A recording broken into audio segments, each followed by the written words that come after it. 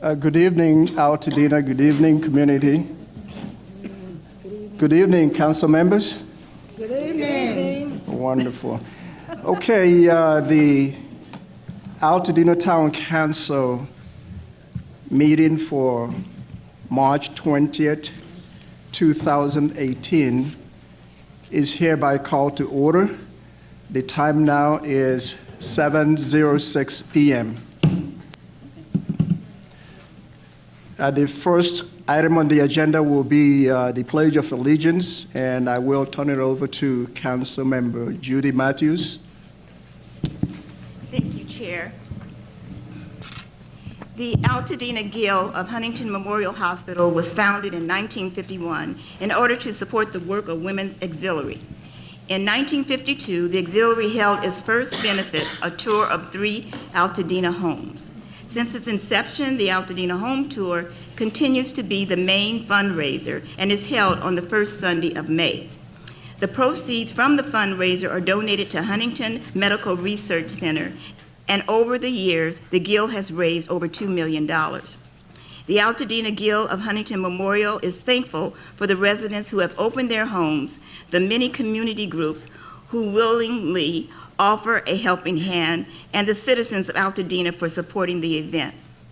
This event, we welcome Altadena Guild of Huntington Memorial Hospital's President, Elizabeth Polizanian, and past President Esther Wolkowitz. Close. Okay. As they lead us in the Pledge of Allegiance. Would you please come forward?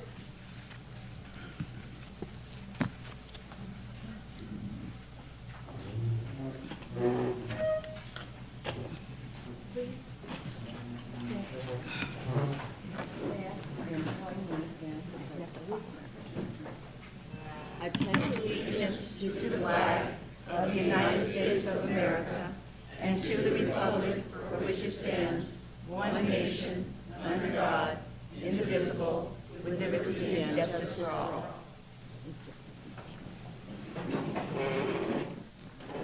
Thank you so much, Altadena Guild. Let's give them a round of applause.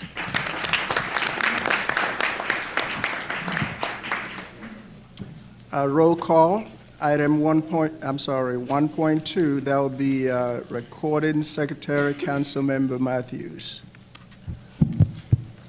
Okay. Thank you. Good evening again, everyone. Council, please acknowledge your presence when your name is called. Oh my goodness, I got the wrong one. Oh. Gloria Senjika. Present. Veronica Jones. Present. Dr. Reginald Wilkins. Present. I can't see. Who's that, Justin? Okay, I am. Justin Robinson. Jennifer. Nestor. Present. Dr. Sandra Thomas. Present. Chair Okorie Ezieme. Present. Patricia Sutherlen. Here. John White. Present. Dorothy Wong. Here. Diane Markison. Here. Victoria Knapp. Present. Sylvia Vega. Here. Judy Matthews. We have a quorum of 15, and there's one absent, and I believe that's Billy Malone. Is that correct? Yeah. Okay. Excused absence.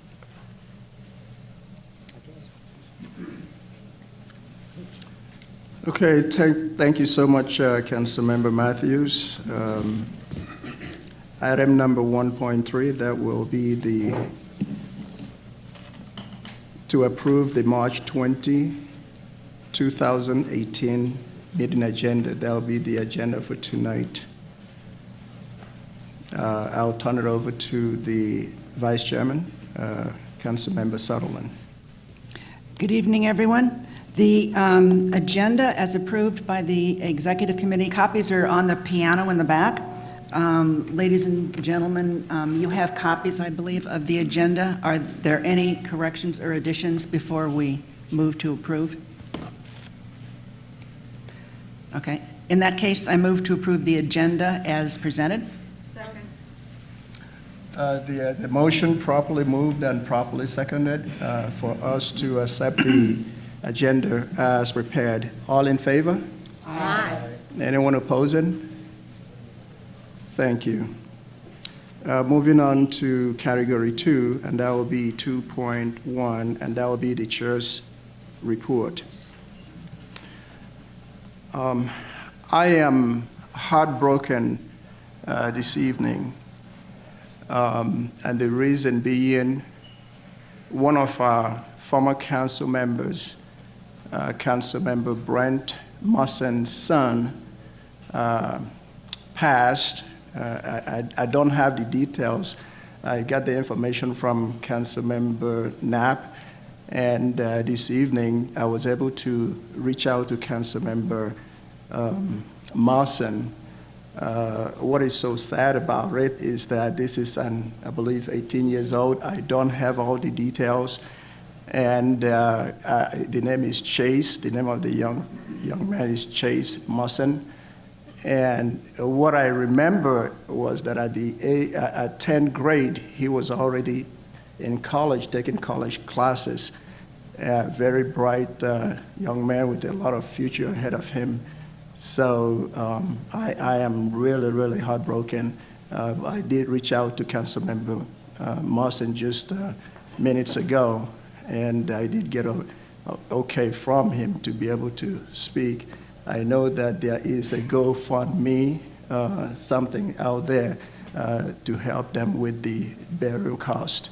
I would like to, if the council doesn't have any objections, I would like to take the liberty and ask us to observe a moment of silence in his honor.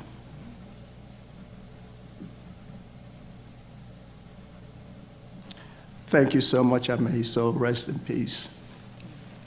Okay.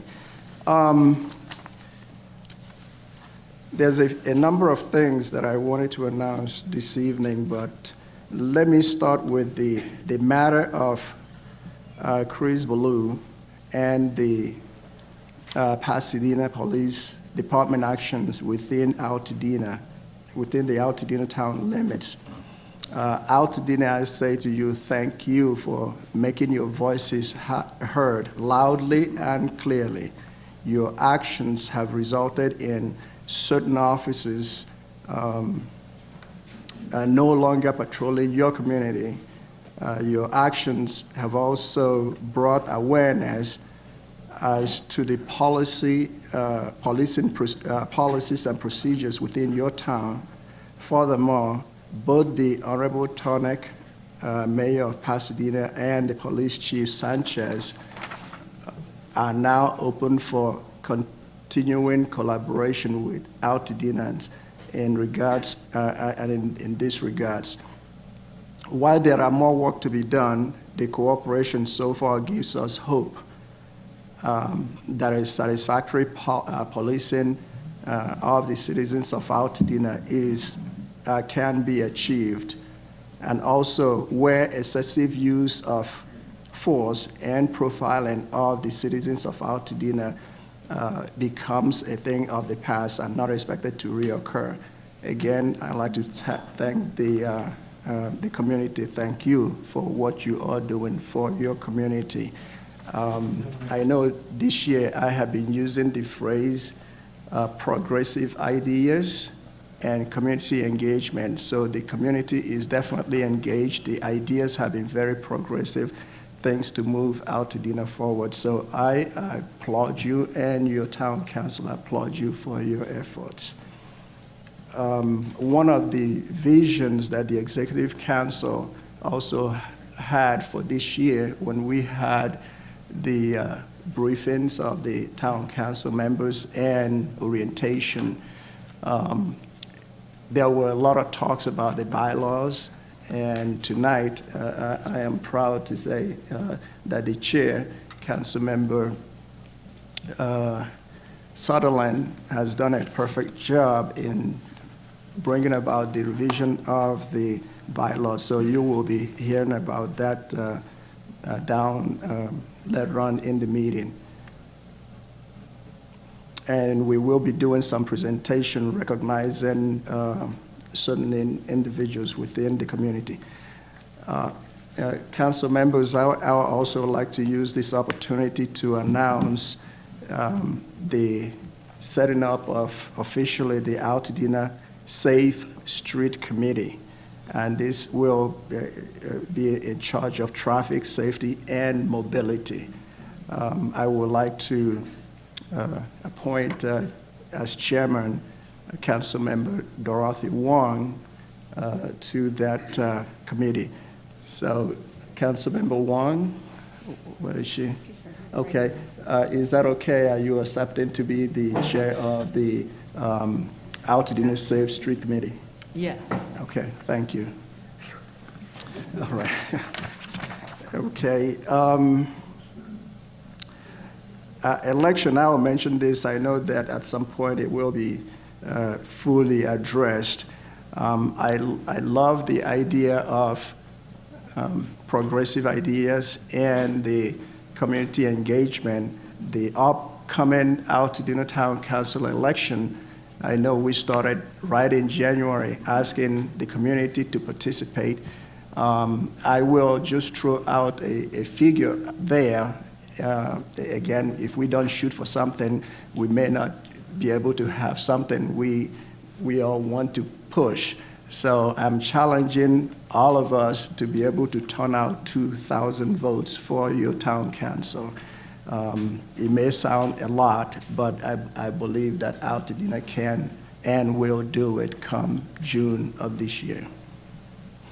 So, okay, so I will leave that. If anything else come up, I'll try to communicate to the council members. So moving on with the agenda, I would like to turn it over to the Vice Chairman, Council Member Sutherlen. Okay, I mentioned that the agenda is on the piano, so hopefully you have all looked to see what's happening tonight. Also, I need to let you know that the Executive Committee met on March 13th to set the agenda for this meeting. There are also on the piano comment cards. If you'd like to make public comment during the meeting, we'd ask you to fill out a card with your name and address, and if you want to be contacted in the future regarding your comment, please put email or telephone number on there. And if you would turn them in to the council members at each end of the tables here, we'll make sure that your public comment is heard. We have two sections tonight for public comment. One is after the officers' report and after the public safety report, we have general public comment on anything that you'd like to bring up at the meeting. We do not answer your questions, but that's why we ask you to put your name and contact information if you'd like us to contact you later. Also, one of our presentations tonight is from the County Planning Office, and they'll make a presentation on updating the CSDs and the big topic that everyone is interested in, which is fences and hedges. And they will make a presentation, and we'll take some general public comment on that particular topic, but if you have individual questions, and I suspect that there are a number of people here that might, we will not take them here, but the gentleman and lady will be at the table outside after their presentation, and they will talk to any and all of you who want to individually about your questions for your particular property. And let's see, what did I have here? Small housekeeping item that I was informed. We do not have any maintenance who will be in the building tonight, so I encourage anybody, and also the council members here, to pick up all your stuff that you sometimes leave around, and we can leave, hopefully, the room clean, since there won't be anybody to come and clean up afterwards. And that's all. Thank you so much, Councilmember Sutherlen.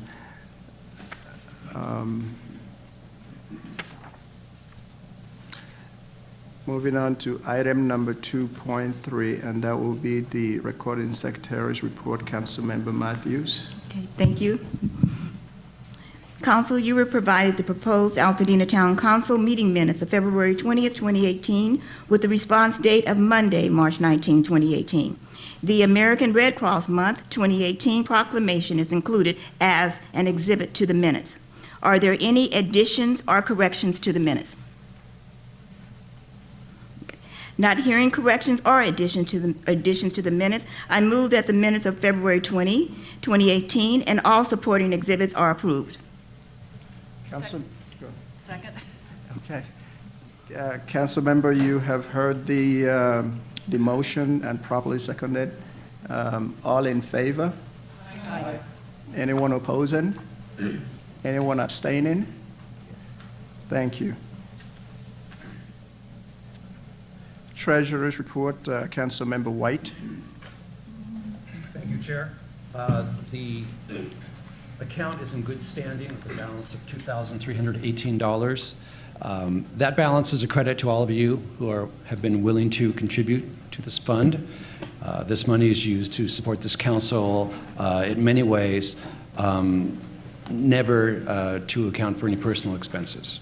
We ask you to continue to contribute what you can, and we will circulate a donation can. Thank you.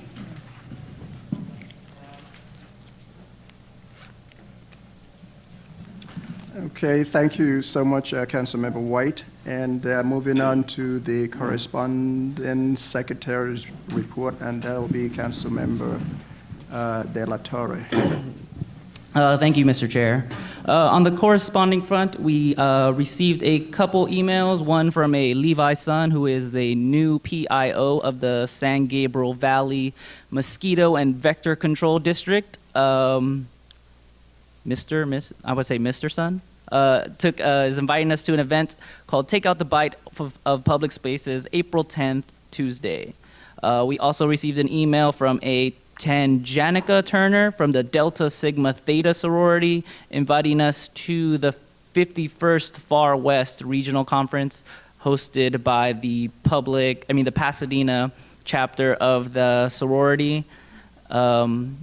Also from NASA's JPL groundwater cleanup, we got an update from Merrill Lee Fellows. Also, I just received a invitation to a campaign send-off for Mike, and even though he's not in our Senate district, but we received it. In terms of the website committee did meet last Saturday. The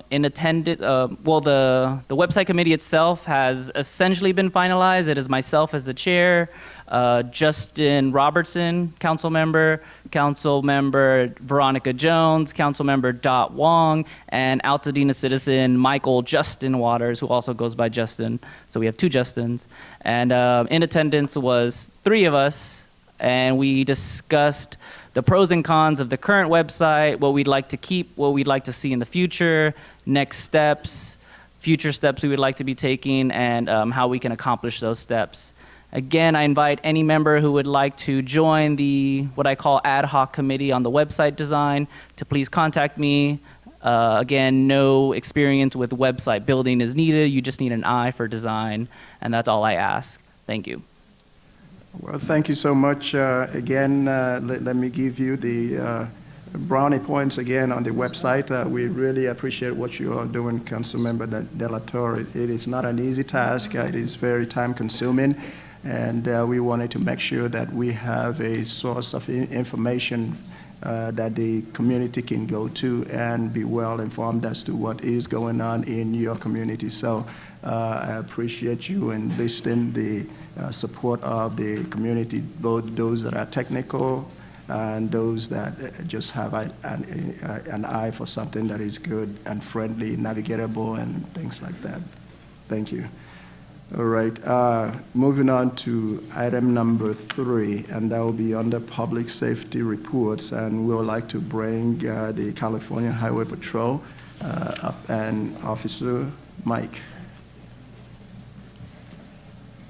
Everybody, Officer Mike with the Altadena CHP office. Get a little closer here so it's not so loud. These stats are for February of 2018. The Altadena station is a relatively small station. There are 51 uniformed officers. They don't hit the road every single day, days off, vacation, things like that. But we have 51 officers that work the road on any given day. Through the month of February, officers responded to and investigated 441 traffic collisions. That pertains to freeways, unincorporated areas, things of that nature. The reason I bring that up is because over the next few days, we're expecting some weather.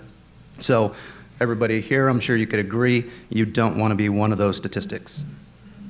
Specifically to Altadena, through the month of February, there were 22 traffic collisions. 8 of those traffic collisions excuse me, involved property damage only. 9 were injury related. One involved a 15-year-old female bicyclist. She sustained minor injuries. She was transported to Huntington Memorial, and she's going to be okay. That was specifically to Swan. There was one other pedestrian that was hit. This gentleman had just parked his car legally at the curb. As he stepped out of his vehicle, a passing motorist struck him. He was transported to area hospital, and he also sustained minor injuries. We did, throughout the month of February, have 5 traffic collisions that were hit and runs. Of those 5 traffic collisions, officers were able to track down on 3 different occasions the individuals that were responsible, and they are currently seeking prosecution for those individuals. On the on the enforcement side of things, there were 12 citations issued. I know, Diane, I promised we would do better next month. I made that promise last month. I fell short. We'll try harder next month. We didn't have any DUI-related traffic collisions. That's a good thing. But we did have other arrests. We did have 1 grand theft arrest, and then we had 1 other domestic violence arrest incident. How does that compare to February of 2017? Traffic collisions for February of 2017, we had 29 property damage only traffic collisions. 11 were injury related, and 1 was DUI related. Citations were significantly up last year, but that was because we had a lot of additional funding, so a lot of officers were in the area patrolling a little bit more. There were 79 citations issued last year. Oh, and then February 2018 compares to 2017. We did not have any fatalities for those particular months. Did anybody have any questions regarding the traffic issues? Because I had one more item I wanted to bring to everyone's attention. Any questions from the council? Only on the particular, on traffic, because he has something else. Oh, go ahead and then I'll ask. Okay. Okay. This is just a media advisory that we are putting out to everyone. I tell you this story because we need you to tell your neighbors, your family members, your friends. On March 13, 2018, at approximately 8:55 in the evening, a 21-year-old female was traveling westbound on the 134 freeway at Orange Grove Boulevard. She was in the carpool lane. Sitting in the right front passenger seat was her husband. Sitting behind her husband was her mother, and the woman had a 4-year-old daughter that was sitting behind her. For whatever reason, some individual or individuals decided to throw a 35-pound boulder over the freeway overpass. The boulder struck the woman's husband, who was sitting in the right front passenger seat. With the chaos that I'm sure ensued inside of the vehicle, the woman drove to an area hospital to try and seek aid for her husband. She went to Glendale Adventist Hospital, and unfortunately, the man succumbed to his injuries. We just want to put this out to you because if you're traveling in and around the area, you hear this a lot of times. If you see something, say something. And in this particular situation, this was just absolutely a tragic incident. But we need your help because we don't have a whole lot of leads on this particular incident. But that was it. Thank you. Okay, question from council. Councilmember Marcuson. I just had a quick question. We have a situation in the neighborhood where we're working to try to, well, we have a bad situation in one of our residences.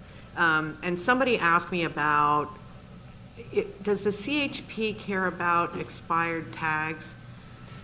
Are you the folks that if a car has, or expired out of state tags, even worse? Yeah, if you have a foreign registration where there's a vehicle that's out of state, you can bring it to our attention. Officer Paul Padden, he is in charge of our foreign registration investigation. So if you see a vehicle that's in and around your area, and it's obviously been in your area for several months or even years, they're required to register their vehicle in California. But yes, the California Highway Patrol's budget comes from the Motor Vehicle Fund, and that pertains particularly to vehicle registration. So it is very important to us. Okay, so if, Sylvia, remember, that's one, yeah, okay. Thanks very much. Thank you, everyone. All right, thank you. Oh, you, any of this? Okay. All right. Okay, Altadena Sheriff Station, that will be Lieutenant Octave and Lieutenant Yolanda Clay.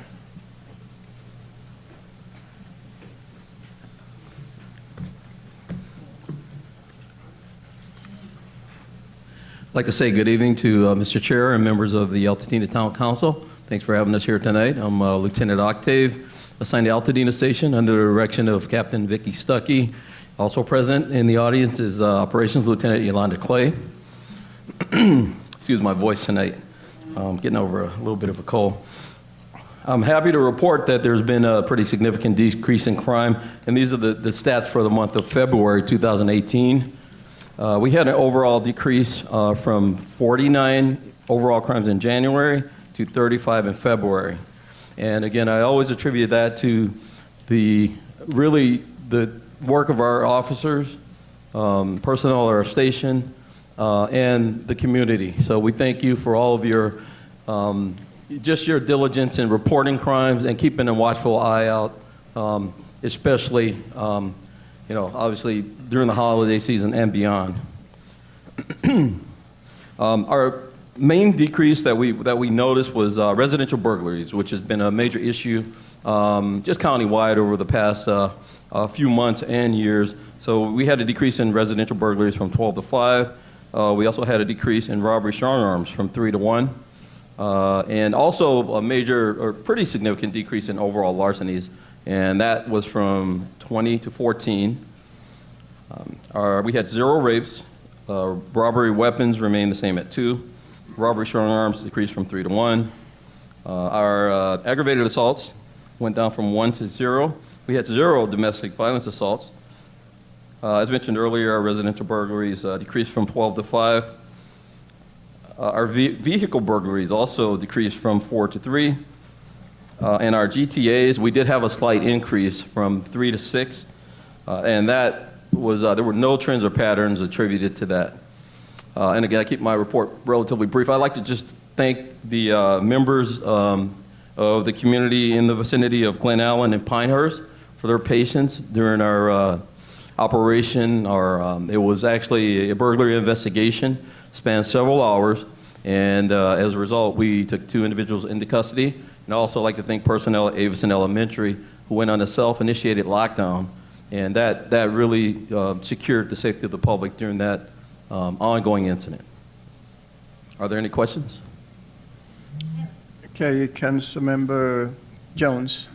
I understand in Census Tract 4610, there was a weapon found in the street. I guess it was the same kind of weapon that's used in the shootings at the schools. Did you ever find out who it belonged to, or? No, why? ma'am, and we thank that citizen who found that weapon, and those weapons, there were a couple of weapons that turned them in, and thus securing the safety of the public. But that is an ongoing investigation. Any further questions? Councilmember Vegas? Vegas. On behalf of Diane and I'd like to thank you and Captain Stuckey for meeting neighbors who were concerned about the particular crime that's going on in our census tract, for sitting down and hearing, listening, and offering suggestions. So it's really appreciated. Thank you, ma'am. Okay, Councilmember De La Torre. To clarify on the weapon, that when she said like the type that are used in the school shootings, does she mean a long arm like rifle, or like an AR-15 or a handgun? What kind of weapon? It was an AR-15 type weapon, in addition to a shotgun.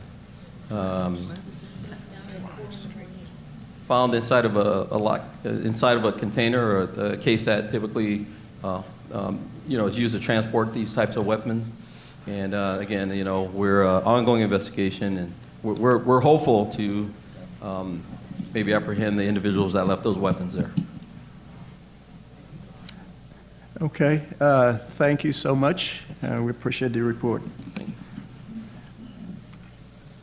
Item number 3.3, that will be county fire, and Ms. Kraken. Okay, not here. Item 3.4, CERT, and I believe Deb is here. Thank you.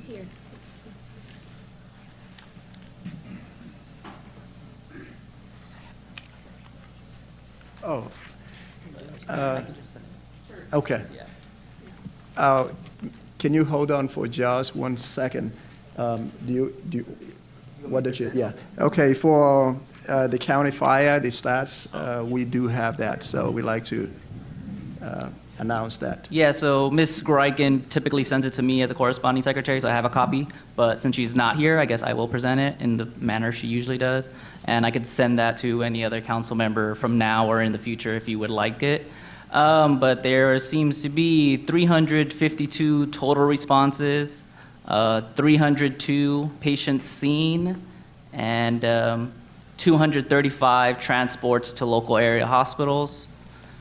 There was five fire incidents with a total property damage of $15,000 and contents $2,000. There was 1 vehicle fire, 2 trash fires, 1 structure fire, and a brush fire. And other incidents, there were 5 hazardous conditions that included power lines down and faulty wiring. Traffic collisions, there were 5, and it looks like there was 1 involving a pedestrian. And that is all. Well done. Thank you so much. It's like she's here. All right, question from Vice Chairman, or comment. Nestor, is that on the website? Have you posted it? No, typically I post it after the meeting, but Well, I mean, if you- excuse me, after the meeting, are you going to post it on the website? Yeah. So the fire department, they're the Thank ones you. that allow me to post their Right. PDF directly, so I will post that as well. Thank you. Okay, thank you so much. And now, CERT. Hi, I'm Deb Helmerstack. Good evening, friends.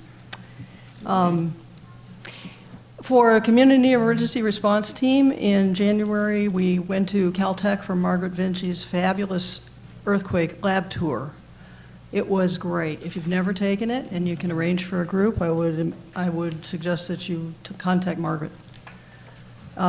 In February, we talked about mudslides and debris flow.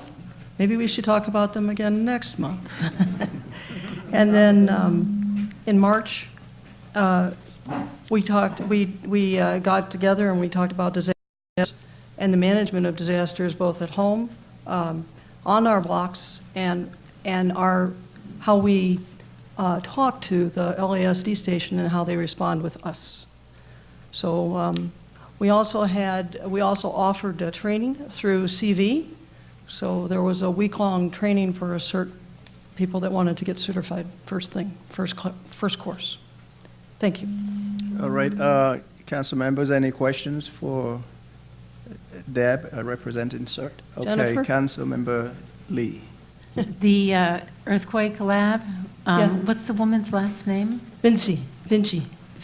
Yeah, Vinci. Margaret. VNCI. Okay, sounds great. It would be great for I was your gonna Girl get- Scouts. Yeah, I was going to get some Girl Scouts go. Thank you. Thank you so much. Just one update for not you, we're done with you, thank you.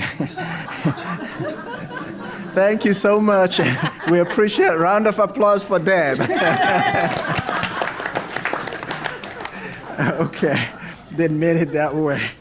Okay, the Devil's Gate Reservoir Sediment Management Project. There will be project update, and it's tentatively scheduled for next meeting. Okay, yeah, so April 17th. It's not on calendar yet. I just received that information, I believe, maybe today. So kind of looking forward. That came to mind when she said the debris. So We know we have the rain and we have things sliding down, so we just want to get an update as to what they're going to be doing. All right, moving on to map your neighborhood, and I know Mr. Eric Vandervelde is here. Yes.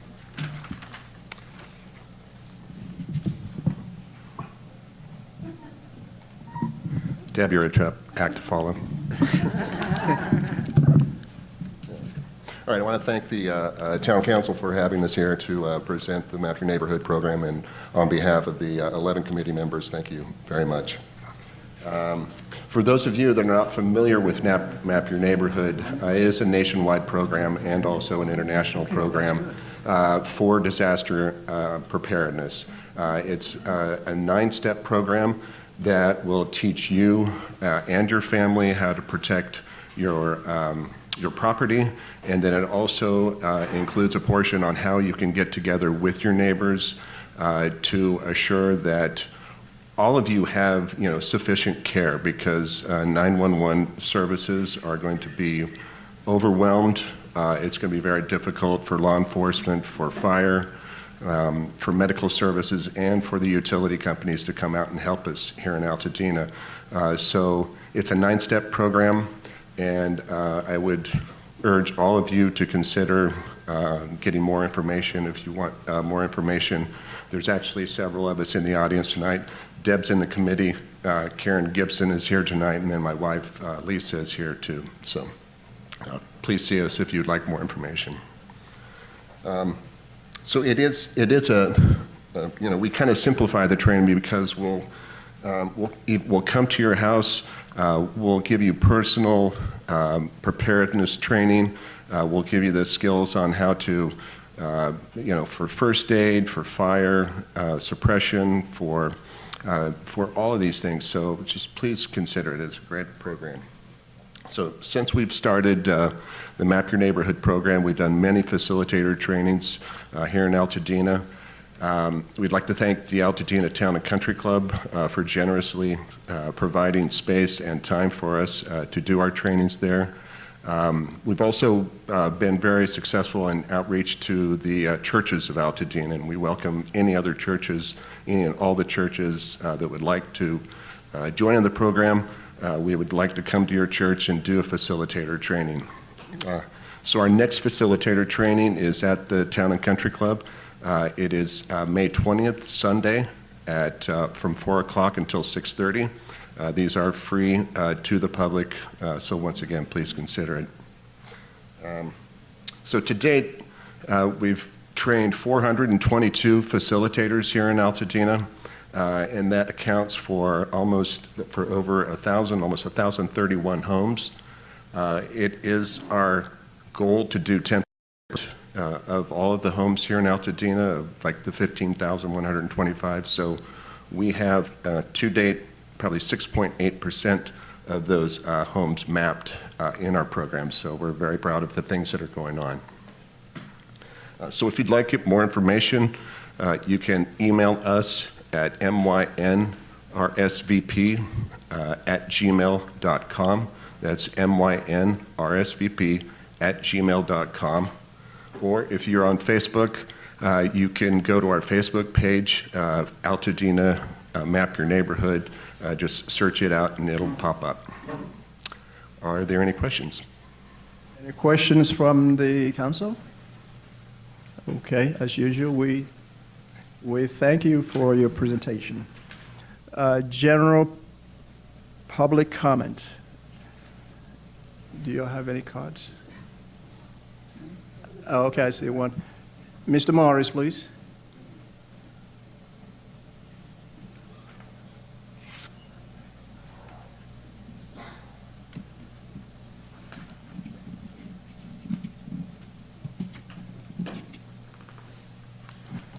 For the record, my name is Jim Morris.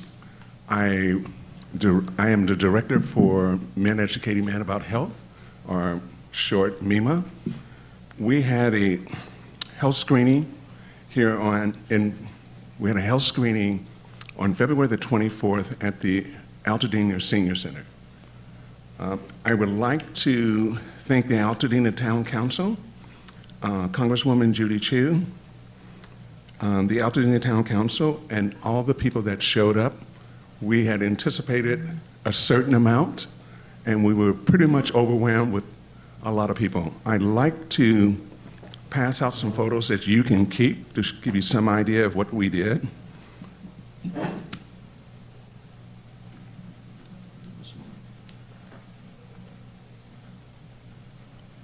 What was significant about February the 24th, one of the vendors that showcased their product, their CEO actually lives in Altadena. And what made it so fascinating, I'm one of these individuals that hate needles, so I knew I would grow up, never have to worry about it. They had a product that's at the FDA for approval, and you can actually get a blood draw without a needle. And it was pretty amazing. So the people that were there had a chance to see it firsthand. We are going to introduce it to our public in Pasadena at our big health fair, health screening, I should say, that we do there. We normally get somewhere over 1,000 to 1,500 people at a visit. This year, we will exceed 10,000 screenings that we provide to the public free. And the question that I have to the council, we would actually like to do this again next year and be a little bit more prepared for the amount of people that actually came to this event. And I also would like to thank Okorie and some of the council people that showed up to help us out because we needed it. Thank you. All right, thank you. All right, moving on to the special presentation. And the first one will be, I'm going to turn it over to Council Member Matthews, right? Perfect. A Noise Within. Classical Repertory Theater Company is one of the few theaters in Southern California producing works of world drama in a rotating repertory with a company of professional, classically trained artists. From Shakespeare to Shaw, A Noise Within presents classic plays for modern audiences.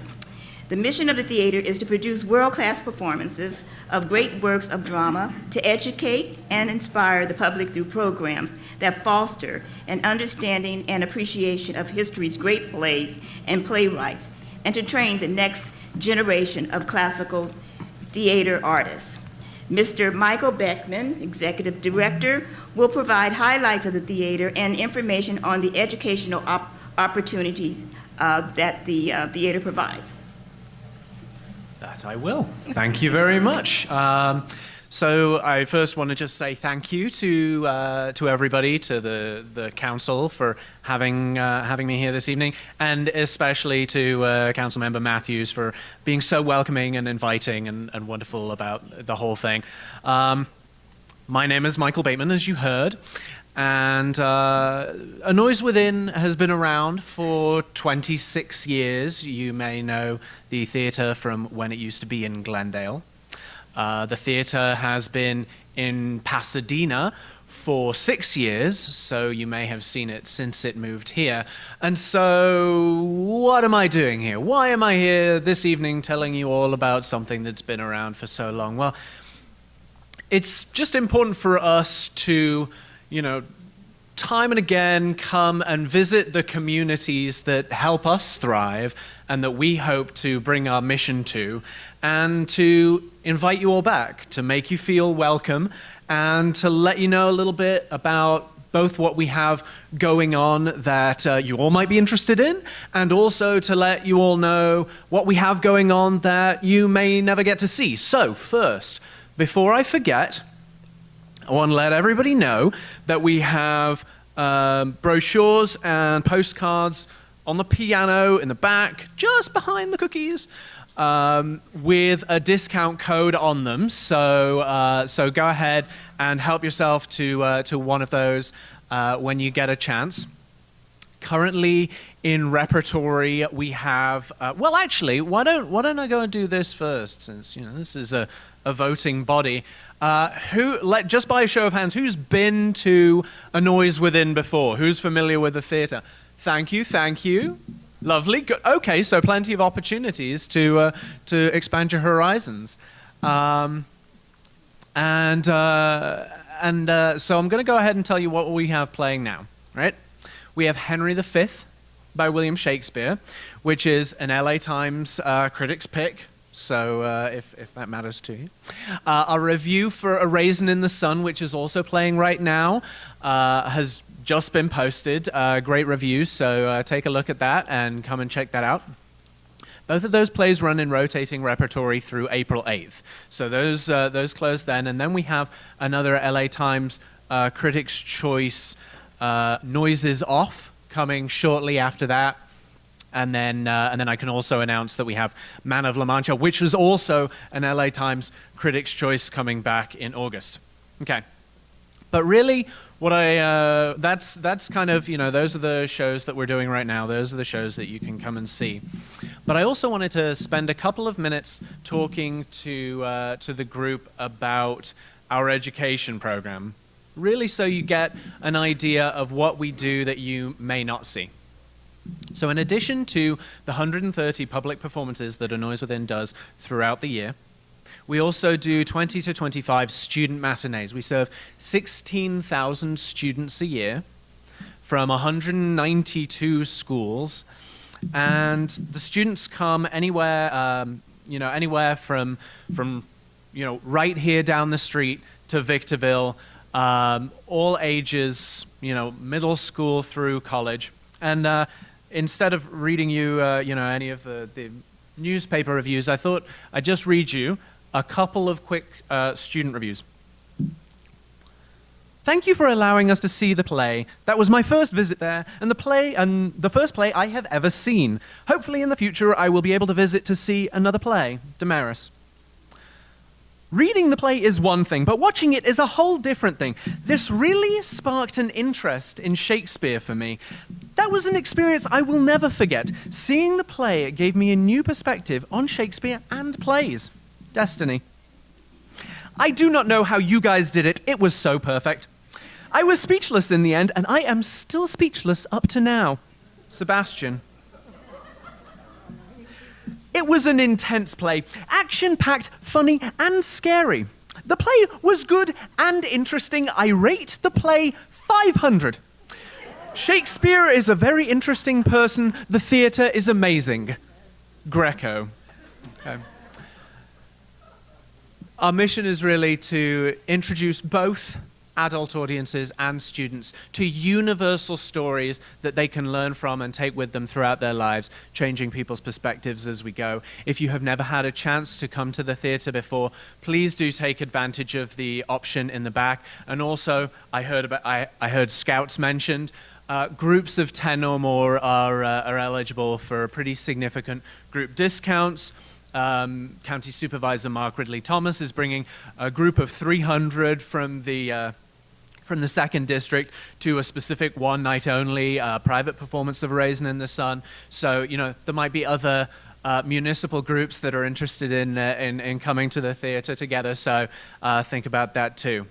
And that might be it. I think that's probably all the time I have. So thank you all so much, and I hope to see you at the theater. Thank you. A round of applause for him, for the entertainment. Okay, moving on to the next item on the agenda, and that will be 5.11 Arroyo. And Councilmember Wong? Oh, okay, go ahead. Hello, yes. So we are welcoming our special guest today to talk about the One Arroyo effort. We have Bill Bogard and Doug Krenwinkel here. So they're on the Arroyo Advisory Committee. The Arroyo Seco is the great outdoor space used by millions each year for recreation and enjoyment. And so they're going to talk about the One Arroyo effort and the endeavors to bring awareness to the work by the Arroyo Advisory Group. Welcome. Thank you very much. It's a great pleasure for Doug Kranwinkle and I to be here tonight.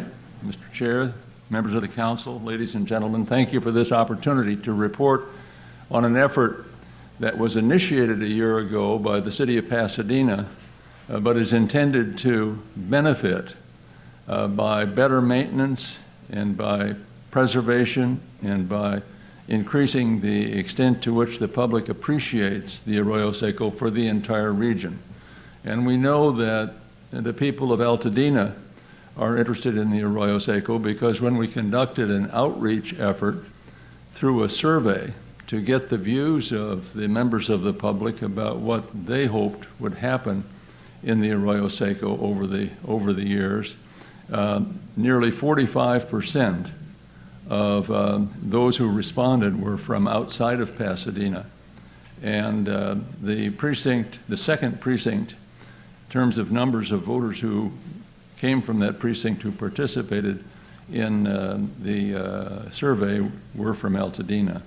So we're here tonight to spread the word about what we hope to do this year and in the years ahead to improve the Arroyo Seco and engage your interest and your participation in that effort.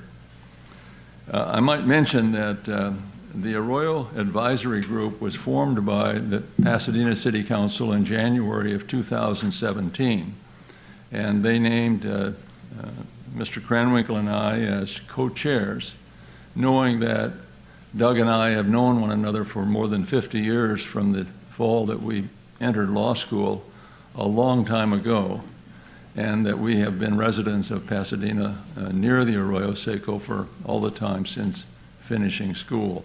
So we and the other members of the advisory group are committed to the well-being of the Arroyo Seco. We're accompanied tonight by Judy Kent. Many of you might know her because she's a long-time and very capable city employee who knows the city very well, and she's playing a very important role in our effort. We also have a banner that both Doug and I will refer to in the course of our remarks, which shows the Arroyo Seco in the city of Pasadena as we are working on it from the forest area north of JPL to the southern boundary of the city at South Pasadena. And it also demonstrates the two areas that are going to be the subject of first work in rebuilding and completing the trail system on the banks of the Arroyo. There are many trails on the banks of the Arroyo, but it's not a complete trail system on the west and east sides. And it also, the trails have fallen into disrepair, and they're being, we contemplate as we continue through the coming year, improving those trails and completing the trail system in what we call One Arroyo, the One Arroyo Trail. The purpose of the advisory group is to assess the needs of the Arroyo Seco, to make recommendations to the City Council, and to find new resources for funding the needs of the Arroyo Seco. The city's budget for many years has been short of funds needed for handling the needs of the Arroyo Seco at the level that the community wants. And we have been asked to focus on the potential of funding from public grants at the county and the state level, and also philanthropic contributions from individuals and foundations that are interested in public space, in recreational opportunities, in waterways and so on, which are all represented in the Arroyo Seco. There has been a sense in Pasadena that we haven't cared for the Arroyo Seco at the level that we should and that we want to, and the Arroyo Advisory Group was formed to address those needs and those issues. I should say that when we were organized a year ago, we decided to focus our effort in 4 areas. The first is to develop a vision and a vision statement about what we think the Arroyo Seco we should all be striving for and thinking about when we think about the Arroyo Seco. Second was to reach out to the community and make certain that everyone who had any interest in the Arroyo Seco had an opportunity along the way to express their views as to what the needs of the Arroyo Seco are, what we should do, what we shouldn't do, and how we could make it a place that is better preserved and better appreciated. Thirdly, we looked at the projects that have been talked about over the years for improving the Arroyo Seco. The city of Pasadena did adopt master plans for the upper Arroyo, the central Arroyo, and the lower Arroyo in 2003. And those master plans contemplate a number of improvements, the cost of which are in the tens of millions of dollars. Only a small number of those improvements have been actually made so far because of the lack of funding, and we hope to accelerate that. So the third area that we looked at the vision, we looked at outreach, we looked at the projects themselves, and the principal source of ideas about what the Arroyo Seco needs are in those master plans, which were the subject not only of EIRs before they were presented to the council, but of unanimous approval of the city council in the early 2000s. And finally, we started in 2017 to explore the funding possibilities, how the Arroyo Seco works today in terms of the money that comes in and the money that goes out, and what can be done to increase those levels of funding. And I'm going to finish my remarks in just a minute and turn to my partner, Doug Kranwinkle, who will talk about the funding side of things and generally speaking, what the Arroyo Advisory Group is going to be doing during the year 2018 to keep this project moving forward. The vision statement that we have adopted and has been the subject of extensive community comment and certain changes reads as follows. Pasadena's great outdoor space, the historic Arroyo Seco, will become one Arroyo.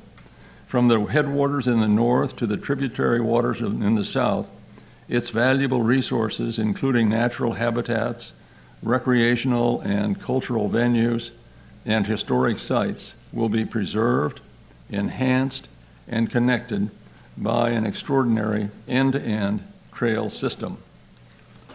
The One Arroyo Trail is what is primarily portrayed on the banner. The cost of doing that plan that was developed last year is more than we can aspire to raising in the immediate future, and so we've identified two demonstration areas of the trail. One is above and below Devil's Gate Dam, and one is above and below the Colorado Street Bridge.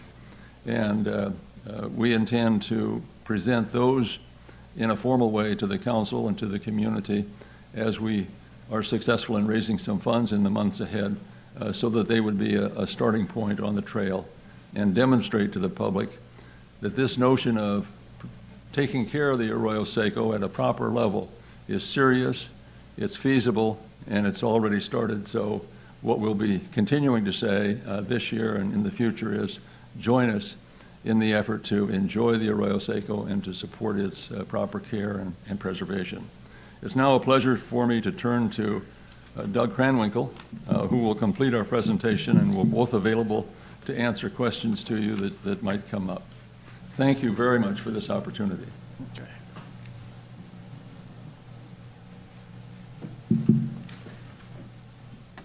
Thank you, Mr. Chair, members of the council, members of the audience. Since our days in law school, Bill has been really good at passing off the difficult problems to me. So I'm here to talk about money, which is something that is scarce in Pasadena these days. The project of uniting the trail, it's 22 miles of trail in the Arroyo Seco. 22 miles, that's a lot of trails.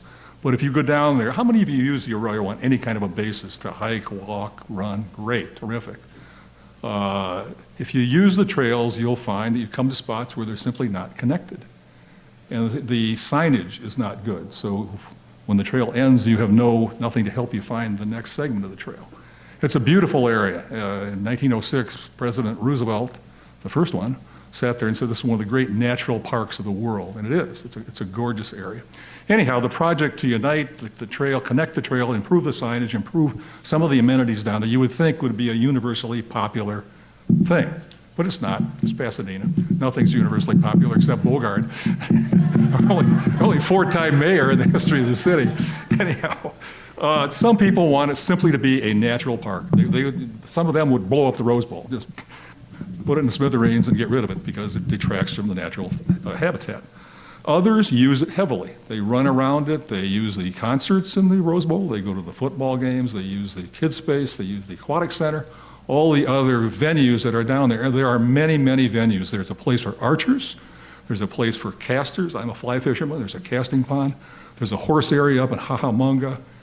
There's the first disc golf course, which is Frisbee golf. First in the world is up in the Hahamunga area. I mean, it's a unique place. Anyhow, the conflicting interests make raising the money and bringing the community together difficult. Not impossible, but difficult. Currently, the city of Pasadena bears 100% of the cost of maintaining the Arroyo Seco. And its budget is bare. It really doesn't have the wherewithal to maintain it at the level it should be maintained, let alone do the capital improvements that are really called for. Bill mentioned there are many millions of improvements that have been voted on and approved by the council, something like 80 million unfunded. So we have prioritized those, and we think the first one to start with is this unified trail, which is part of the master plans and should be a very fine project. There are various ways that have been suggested to fund this, increasing the rents for those who are regular users of the Arroyo Seco, the horsemen, the archers, the swimmers, et cetera. But we've done some studying of that, and really you can maybe make $100,000 more a year out of that, and that probably should be examined, but it's not a gigantic amount of money, and it's not enough to both fund the maintenance down there and also fund the capital improvements. We've also talked about levying parking charges down there. There's a gigantic parking area in the Rose Bowl. That's a possible source. We'll be recommending the city look at that. But really the answer is not in those places but elsewhere. Government and private philanthropy. Now I don't think it's very likely that this current federal administration is going to throw a lot of money at Pasadena. So we're not really expecting much from the federal government. But we do think it's fair to look to the state government and the county government for additional funds for this park. Rather than being simply a Pasadena park, it's a regional park. Altadenans use it heavily, as they should. People from all around the Southern California area use the Arroyo Seco for their various recreations, entertainment, and education. So we're going to go to Supervisor Barger. We're going to go to there's a Senate bill, passing Senate Bill 5, which will be a proposition on the ballot in June, raising $4 billion for parks and waterways. We fit squarely within it. We think some funds should come from that also. But beyond that, we're going to be looking to private philanthropy. These demonstration projects that Bill's talked about, there are two of them. One is in the Devil's Gate Dam area. There's existing conditions and then improvements. And the other is down under the 134 freeway. Again, the chart shows the mess it is now and what they think they could make out of it. Doing those two will also include, I think, a half-mile of trail in either direction of the project. So we can do the signage and show what can be done with the right funding. Those are about $5 million to do the two projects. We think it's realistic. We think it's realistic to raise a couple million from Friends of the Arroyo, and we plan to go after that pretty quickly. Right now, we're commissioning a study of our ability to raise funds for this purpose. We're forming a 501c3 to take the funds so people can deduct the money they contribute. Bill and I have contributed.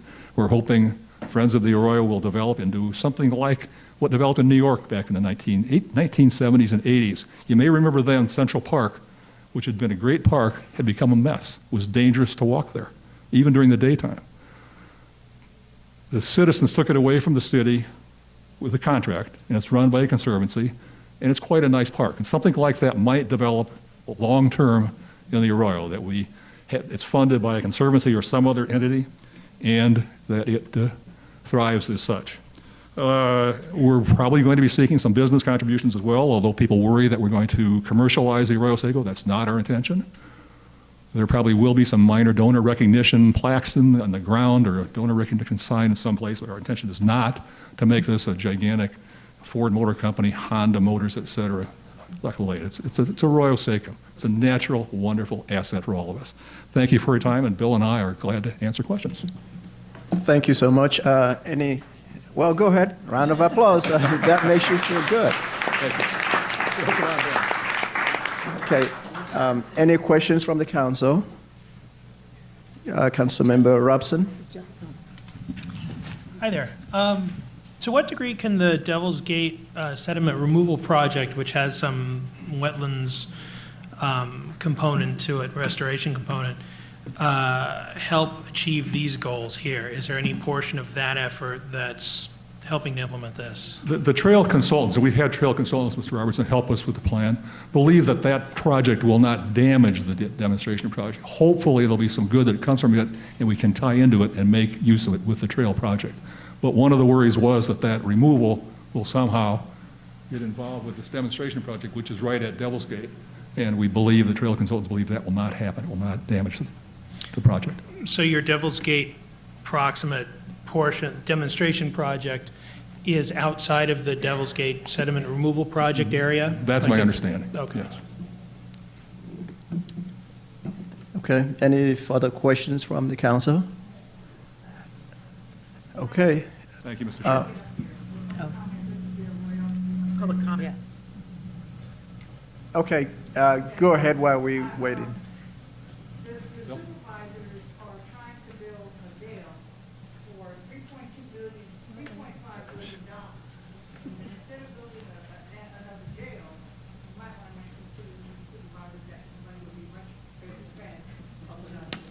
Well, we should take you with us to do that. You're a good advocate. Thank you. All right. Again, thank you so much for taking the time to come, and we appreciate you coming.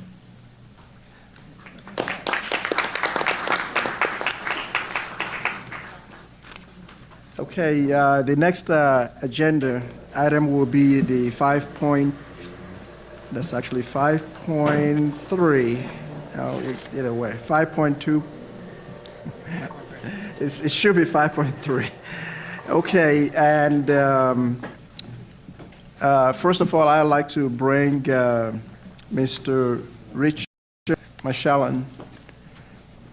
Okay, so you're up already. Okay. While you guys are setting up, what I would like to, I would like to just repeat what we said before.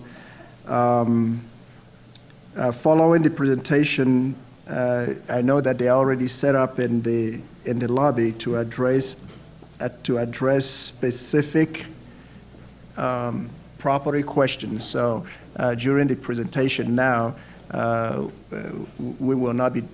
will not be addressing those specific here, but they do have the maps and all the technology to be able to address the specific house or property information. All right.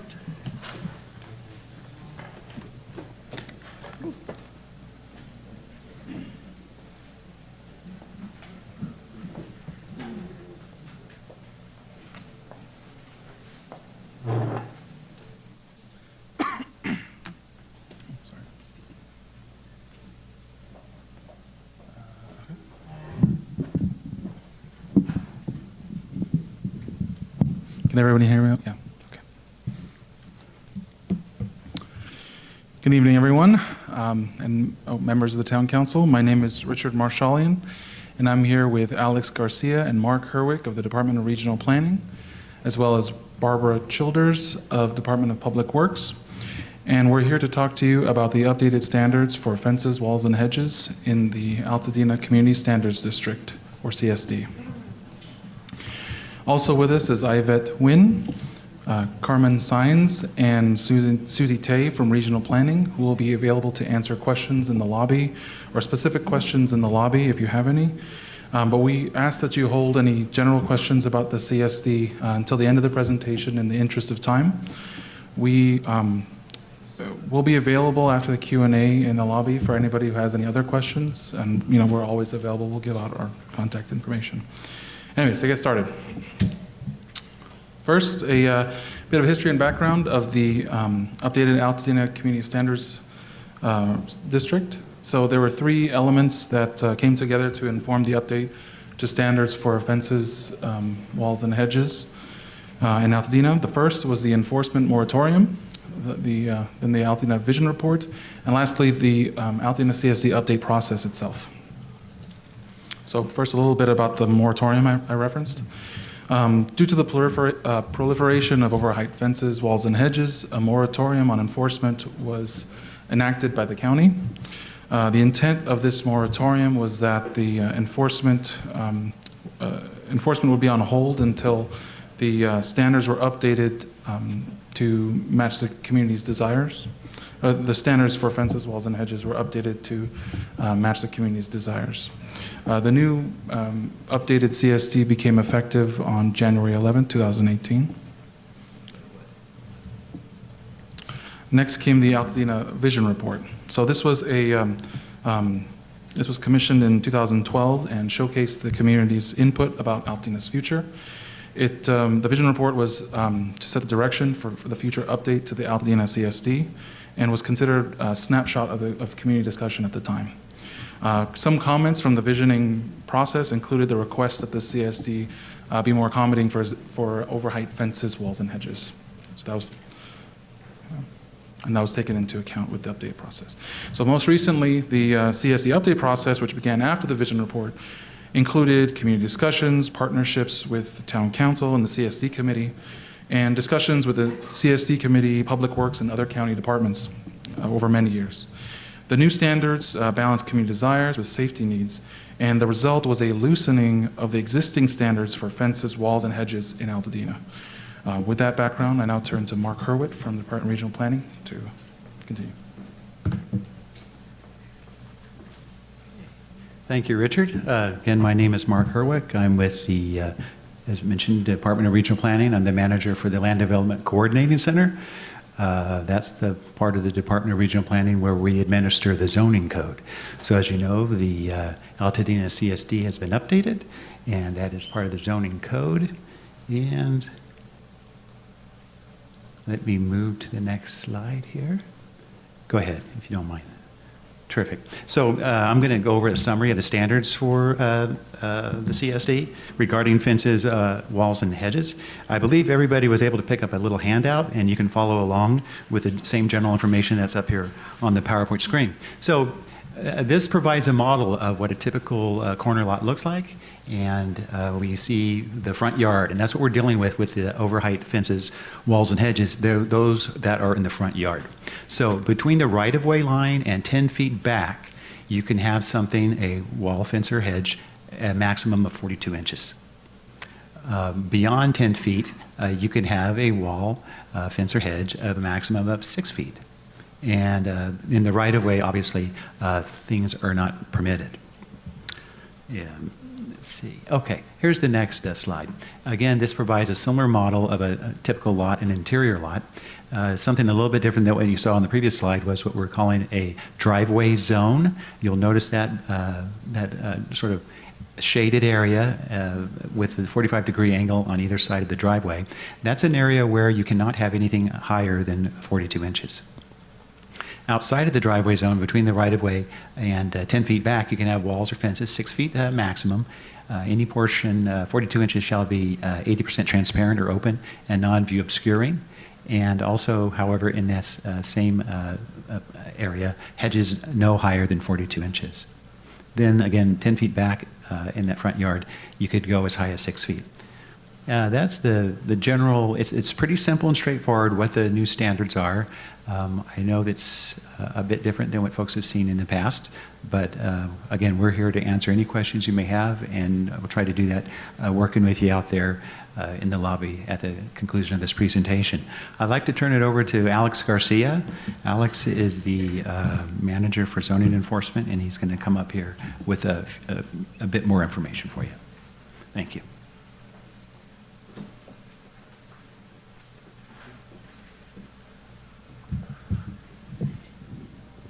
Good evening. My name is Alex Garcia. I'm with the Department of Regional Planning, the zoning enforcement section.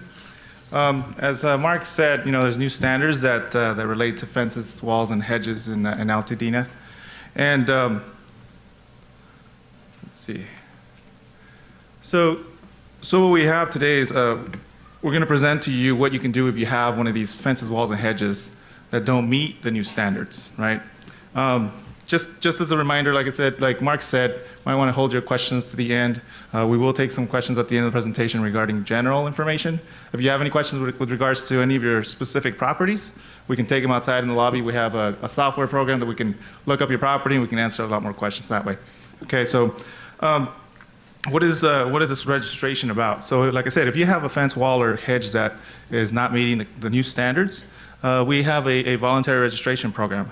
And this registration program is going to be ongoing. It's going to be you're going to have the opportunity to register your fence for the next year. And what the registration program does, it protects your fence. It protects your fence, wall, or hedge if it's not meeting the new standards, if it's on private property, right? And it protects it for the next 15 years. And what does that mean, right? Well, it means that it protects you from having to meet new standards for the next 15 years. And I'll talk a little bit more about it in a little bit. So the registration qualifications for this program basically applies to fences that are on private property. Okay, some of the fences that we've seen out in Altadena also encroach into the public right of way, but this registration would only benefit the fences that are on private property. The other qualifications is that your property would have to be in the R1 zone, which is a single family residential zone. And it would have to be for an existing fence. It can't be for a fence that you plan to build in a couple weeks and then register after that. So it would have to be for an existing fence. The qualifications would also include that the property owner or a representative with the property owner's consent can come in and apply for the registration or submit their application.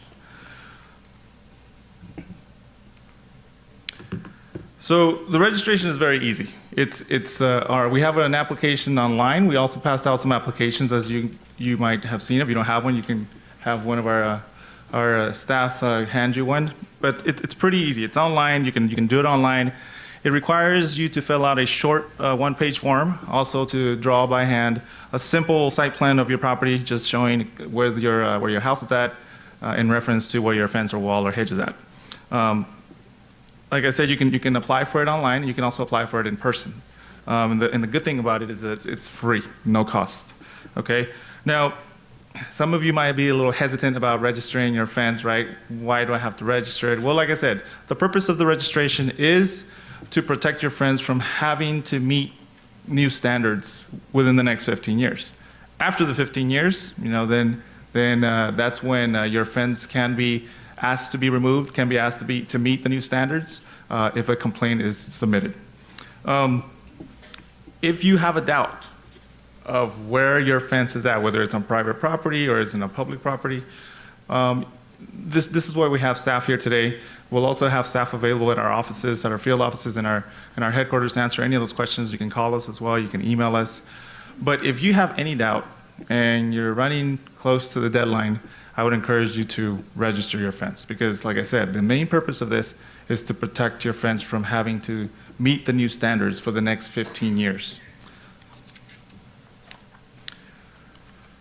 So some of the concerns that we've had, or one of the main concerns we've had is people don't know where their property line is at, right? A lot of people think that their property line is where their fence is at. Well, that might not be true.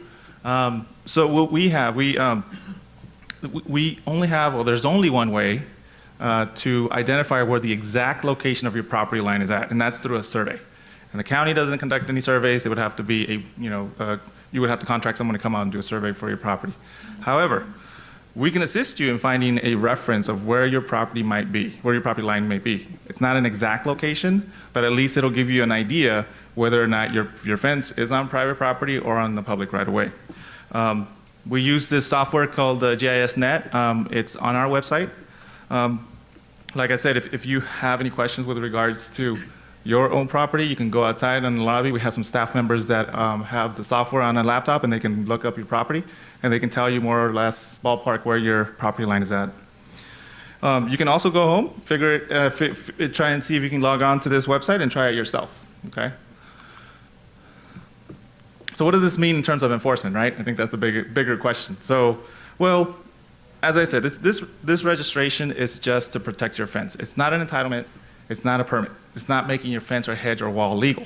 Right? It's just giving you enough time to enjoy the fence that you've had for 15 more years. Okay. after the 15 years, after the 15 years, if we receive a complaint, we will go assess the issue and determine whether or not we have to go and enforce, okay?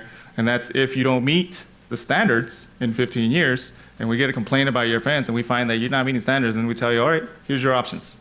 Meet standards or take it down. And that's in 15 years, if you register, okay? And if it's on the private property, okay? So that's what the registration does, and that's how we move forward with enforcement. One thing I do want to point out is that this registration is not a scam. It's not for us to go out and look for other zoning violations on your property, okay? It's not for you to report your neighbor and say, hey, you know, they registered, did you see that and that and that? No. We would just want you to secure your property from, or continue to enjoy your property for the next 15 years, or your fence, I'm sorry. So this program is not being used to look for other zoning violations on your property, okay? I know it's hard to believe that, but it's what it is. And with that, I will bring up my colleague, Barbara Childers from Building Safety, from Public Works, and she will tell you more about fences that are within the public right-of-way.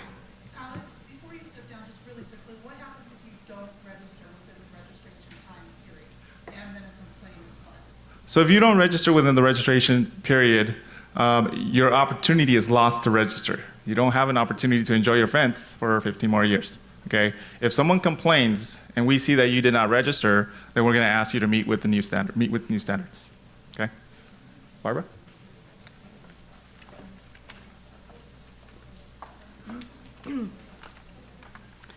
Good evening. My name is Barbara Childers, and like Alice say, I work for Public Works. And I just want to reiterate that what you've seen so far on the CSD and the registration program really applies to private property, your front yard. I want to talk to you in general about private encroachments in the public right-of-way, and I'll give you a little background and also talk a little bit about enforcement. So the public right-of-way is the responsibility of the Department of Public Works through the enforcement of the highway permit ordinance. The primary purpose of the public right-of-way, can you put the next slide? Just to make sure that we know what we're talking about, the public right-of-way is outside of the right-of-way line, including the roadway. Just to make sure that you guys know where I'm referring to. So the primary purpose of the public right-of-way is for transport of people, commodities, and public utilities. So typical permitted encroachments that you will see in the public right-of-way are going to be public utilities, gas lines, traffic signals, street lights, bus benches, or you might see a temporary road closure for construction activities. Those are all permissible. Private encroachments like fences, walls, and hedges are not considered to be consistent with the purpose of the use of the public right-of-way, and these can infringe upon the rights of the public to use the public right-of-way. So for these reasons, encroachments in the public right-of-way are not permissible. So what does this mean? And let's talk a little bit about code enforcement. We're complaint-driven. So we're not proactively going out there and looking at who has encroachments in the public right-of-way. If we receive the complaint, we handle it and investigate it on a case-by-case basis. Based on the results of the investigation, we may ask you to remove the encroachment. And another reason we may ask you to remove your encroachment is if it interferes with a street improvement project, such as sidewalks, a street widening, or something along those lines. So if you register, just like Alex said, if you register your wall, fence, or hedge, and you happen to be in the public right-of-way, it's not going to hurt you. It's not, Public Works is not going to go out there and use this as a means of enforcement. or investigate your property or your fence. It will not hurt you, but it will not help you either. Unfortunately, if somebody complains, we will have to go out there and investigate. And based on that, we may again ask you to remove it. So this basically concludes my presentation. I'm happy. I'm going to be outside. I'll be happy to answer any specific questions you may have on your property, on your encroachments and whatnot. So with that, I'm going to turn it over to you, Alex. Sure. If you make the request of the owner of the property to remove whatever is not to standard that's outside of it's in the public right of way, and they do not do that, is it a fine? What's the process that happens after that? Or do you remove it and build it back? Or? We don't like to do that if we don't have to. We start a code enforcement case. We try to work with the property owner if they need more time. We try to do that if it's a egregious case where it's a threat to public safety. We may remove it. We typically don't like to do that. So we try to work with the property owners.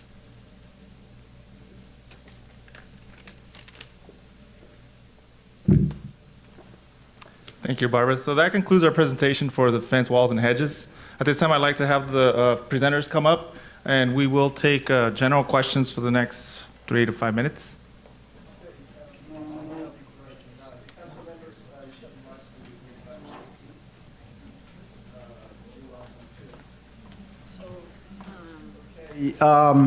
Thank you. We repeat the questions so the people can hear it. Okay? Do we have any public comments? Okay, thank you. Yeah.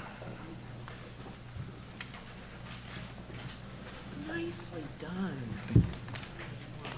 Okay. Taking things out. Say that again. Yes.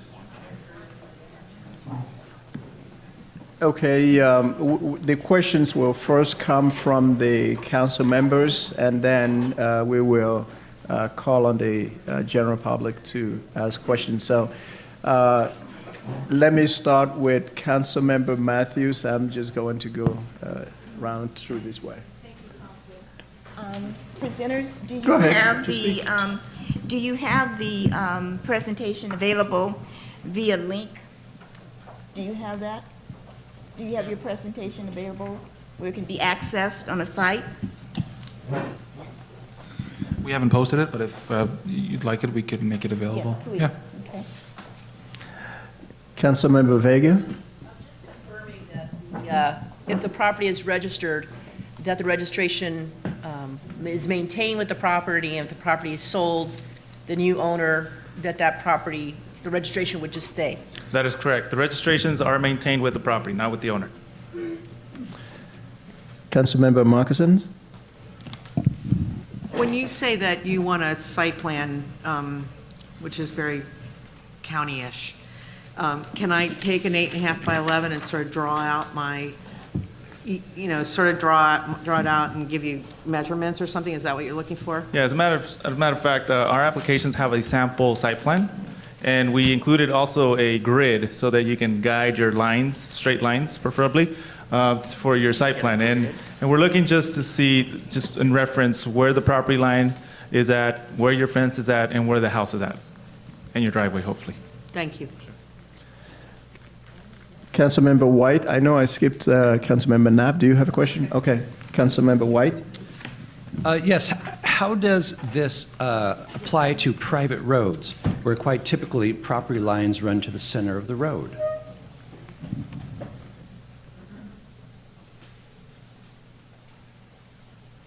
So for private roads, the standards are tied to the end of the roadway or the end of roadway, or in some cases, if there is a planned greater extent of that roadway, the greatest extent of that roadway. So that would be the point at which the standards would begin, rather than the property line.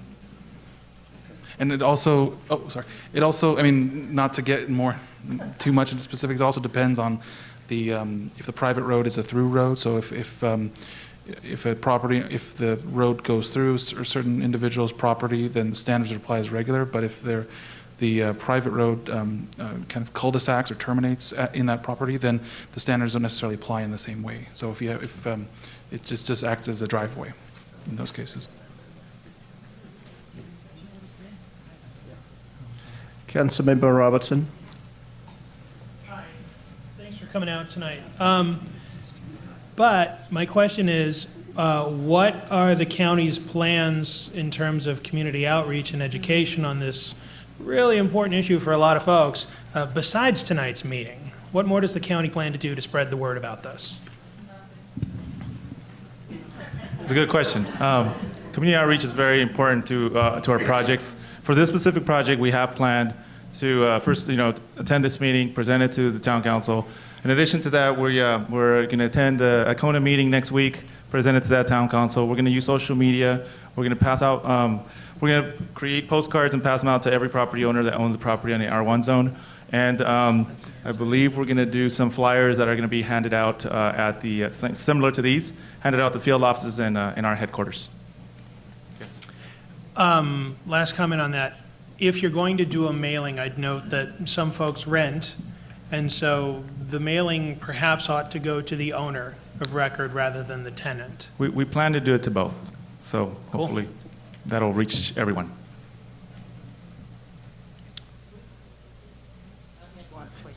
Okay. Councilmember Sanika. I just wanted to know, what you said about the private road, does that apply to private streets also? Or is it different? Which comment are you referring to? You answered Councilmember White's question regarding the private roads. What if, does it apply to a private street? Yes, it's just... It's the same thing? Yeah. Okay. Any further questions from council? Okay, I do have one from Marge Nichols.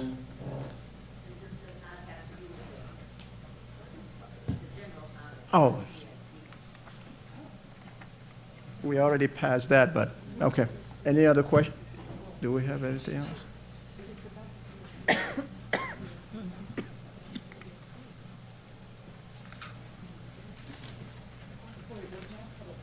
I know.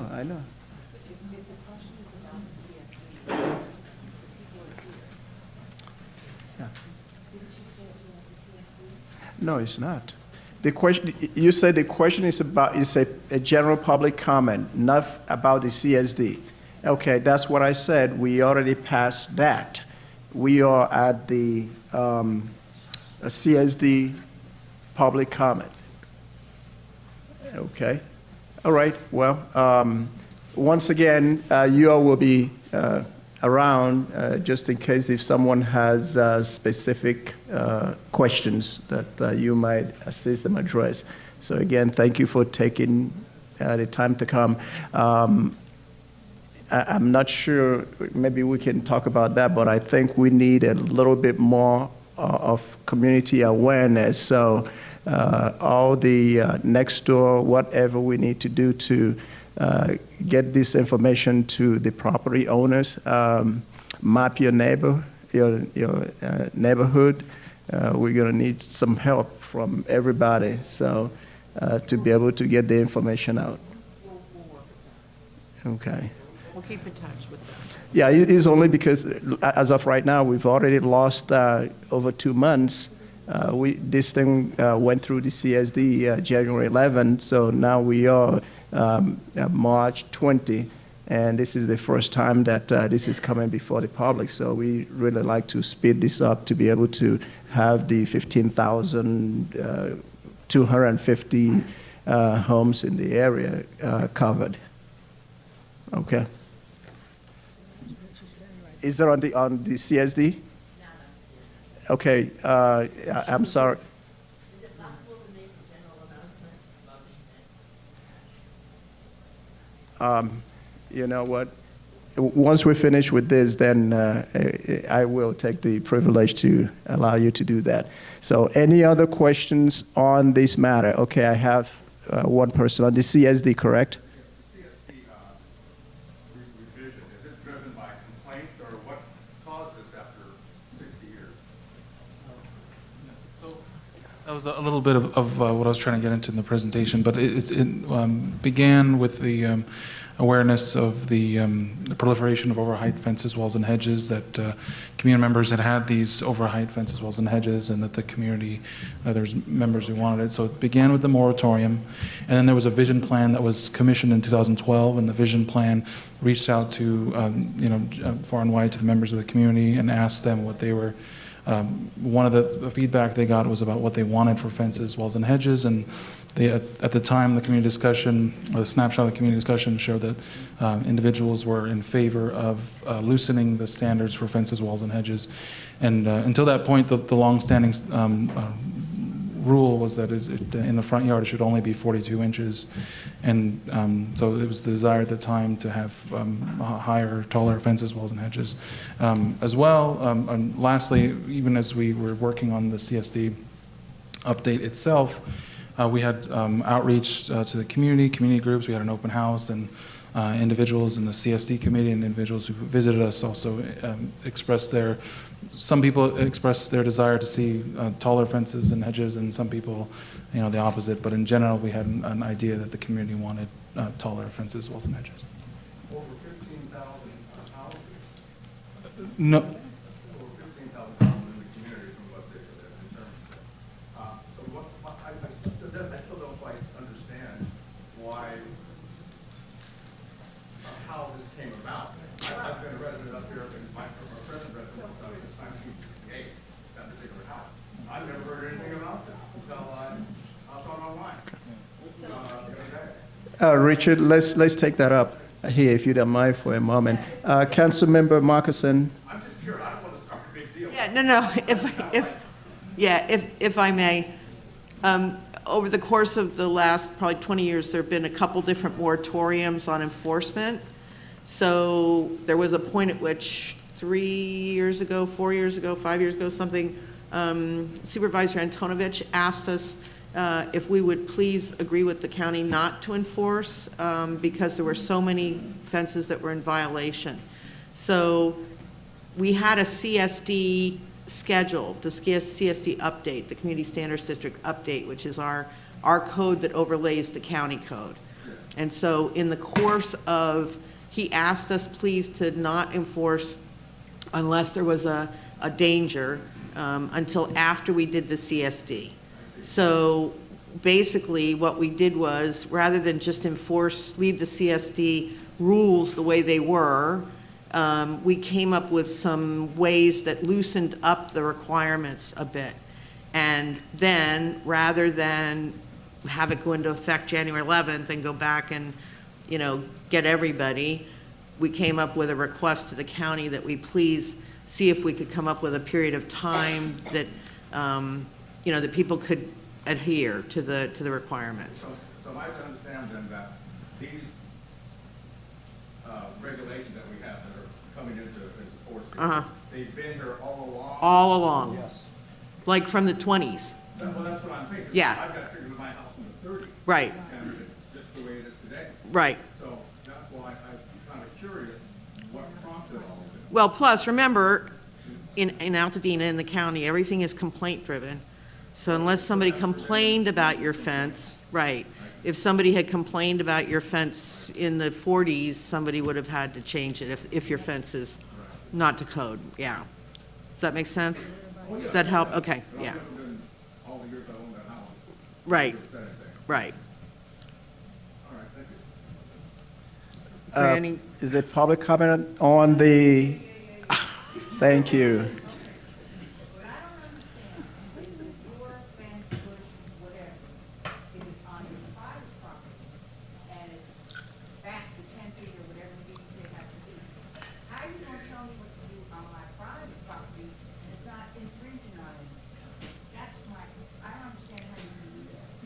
Okay, Alex, go for it. Well, if you like, I think you might do that. But on the other hand, if it is more personalized, I think you. Okay. In general, right. So, in general, we have our code. This is part of the code, and our job as enforcement officers is to go out there and make sure that the codes are being met. Now, our approach is primarily complaint-based. So if we get a complaint, that's when we go and enforce the codes. Right. Right, and it's to protect everybody's livelihood. If you have a neighbor that wants to build a 15-story commercial building right next to you, you wouldn't be happy about that. That's why we have standards to make sure that we maintain the uses and. If your fence is within code today and within the new code, nobody's going to bother you. Even if somebody complains, county will come out and say, nope, it adheres to the code. So the code, there's lots of things for code for your own private property. You know, your back walls, your back hedges, your setbacks, all of that is your private property that these guys can come talk to you about. Okay, I got two, this will be the two last questions so that we can move on. So I don't have a comment card. If you give us your name so that we know. Okay.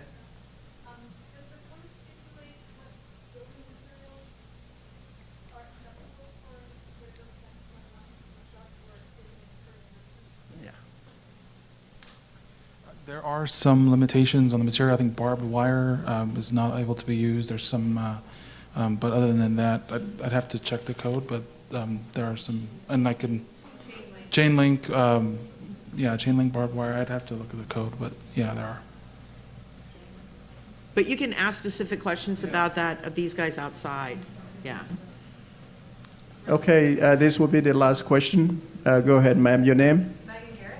Okay. I was just wondering why the use of the word right-of-way line? Why don't you just use property line? Is that different? Yes, yes. Same. So why use that phrase and cause kind of potential confusion? It's not the same, is it? So it's literally the same as No, property it's not, line? no, not always. It's also we're trying to address also fences that encroach not only in the public right of way, but also on private streets.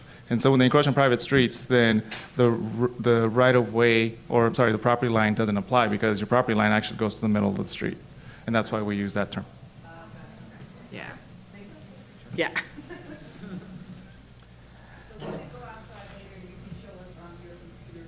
Yep. Okay, we really applaud you and we thank you for coming. So I'm pretty sure this is the first stop. We hope that we can get more stops on this so that our community is definitely informed. All right, thank you so much.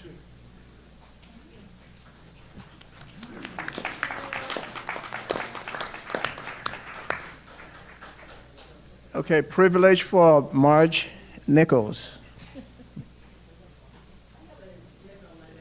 So that we can hear you, if you don't mind.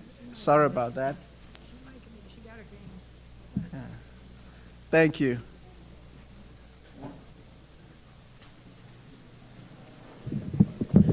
I have a general announcement that would be of interest to people who are interested in running for office. Any kind of office, like Altadena Town Council, or like Altadena Library, or like community colleges, city councils. The National Women's Political Caucus, the League of Women Voters, the Association of University Women, and 50/50 Leadership are partnering to offer a workshop to anyone who's interested about running for office. And there are certain secrets or tradecraft or in some cases laws about what you must do when you're running for office. And we'd like to make that available to anyone who is interested. We're going to be having a workshop on Saturday, April 14th at the Flintridge Center. And this will include first a session on local city councils and school or college boards, Altadena Town Council and Altadena Library Board, and then a longer general session about how to run a winning campaign. Anybody is eligible for this very low tuition, and I have some announcements that will be available at the back of the room, and we'd love to have people attend. Thank you. What time? It's, let's see, I think it's 12:30 to 2 p.m. for the Altadena and the Town Council and Library Board sessions, and 2:30 to 5:30 p.m. for the general session on running a winning campaign. Okay, thank you. You so much.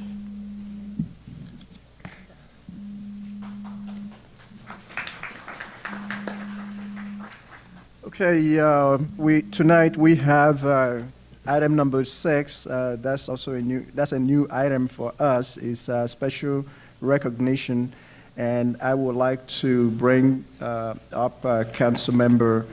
Actually, 2 council members, Councilmember Jones and Councilmember De La Torre, to do the presentation.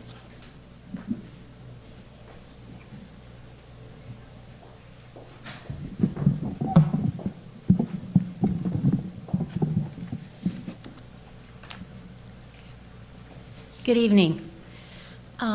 We're here to honor Dr. Isaac Walker Jr., and it's a personal thing that is personal to me because he helped me many years ago, and it was with my child who was sick and I couldn't afford the medicine, and he gave me the medicine without me paying for it, without asking when I was going to pay for it. So it's real personal to me. Dr. Isaac Walker Jr. was more than a good neighbor or a good businessman. He went above and beyond to help his community on a daily basis. He displayed compassion for others in his daily life. Doc, as he was sometimes affectionately called, was known in Altadena for his kind heart and giving spirit. Dr. Isaac J. Walker lived and worked in Altadena for more than 45 years. Doc owned and operated the first Black-owned pharmacy in Altadena for over 30 years, located at Lincoln and Altadena Drive. He served his country by joining the Army, Air Force, and becoming one of the celebrated Tuskegee Airmen in 1944. And he served in World War II. In 1944, the Tuskegee Airmen was a segregated unit of the U.S. Army Air Corps fighting in World War II. Dr. Walker graduated from Howard University School of Pharmacy in 1956 and went on to receive his doctorate from USC in 1962. He moved to Altadena and opened Walker's Drug Store, located on Lincoln and Altadena Drive. He helped many Altadena and Pasadena residents by offering reduced-cost medicines and sometimes medicine at no cost if the patient had no money or no insurance. It was not unheard of him for him to have medicine delivered late into the night for the sick. Doc knew all of his customers by name. He paid school tuition for neighborhood kids. He even paid for the expenses for the funeral of the neighbor because of the family's inability to pay. Dr. Walker Jr. helped so many families in our area without ever seeking praise or recognition for his kindness. So today, the Altadena Town Council is here to give praise and recognition to him for all the unspoken deeds that he did for the people of Altadena and Pasadena. Dr. Walker Jr., like so many Altadena residents, believed in the community helping community. He lived and believed in service to others. After 35 years of running his Altadena business, he retired. Even though he retired from being a business owner, he continued the practice he started in his pharmacy of providing food for those that were in need. He helped establish food pantries at 7 different churches in the Altadena and Pasadena area. Doc loved life, his positive outlook was infectious, and he served to brighten the lives of all who came into contact with him. He was symbolic of the residents of Altadena. The Altadena Town Council and the Los Angeles Board of Supervisors would like to recognize Dr. Isaac Walker Jr. as an outstanding citizen of Altadena for his years of service to the community. It's important to me to memorialize this man's legacy that touched so many lives here in Altadena, and to offer sincere appreciation to the family for being here. We're going to have a short presentation. He's going to do the video, and then we'll have the family. All right. I mean,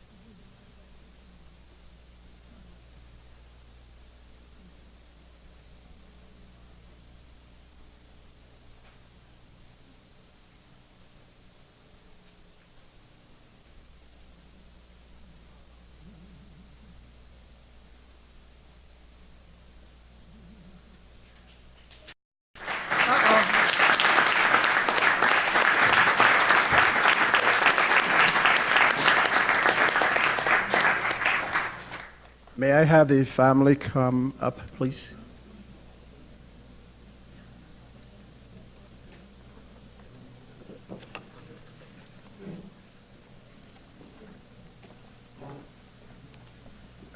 Can't see.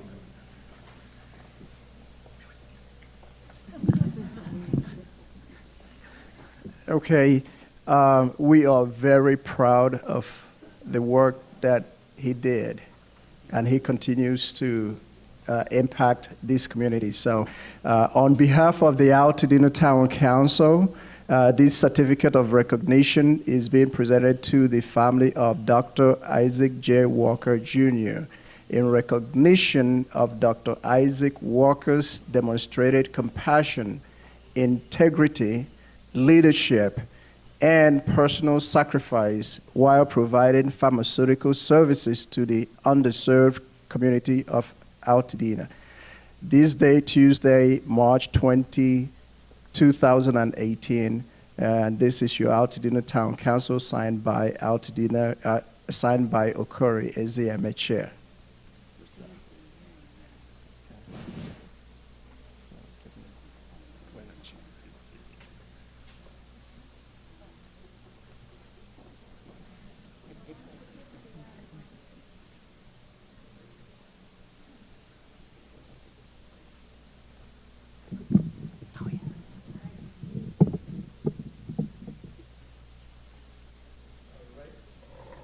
We also have recognition from the County of Los Angeles.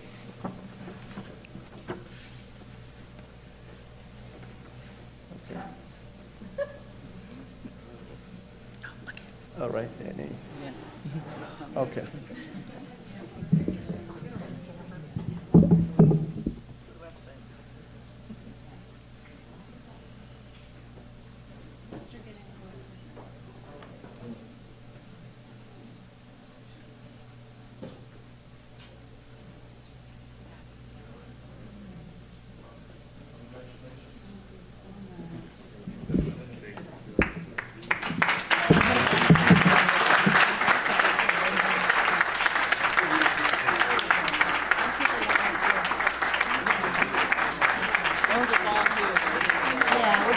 Start crying.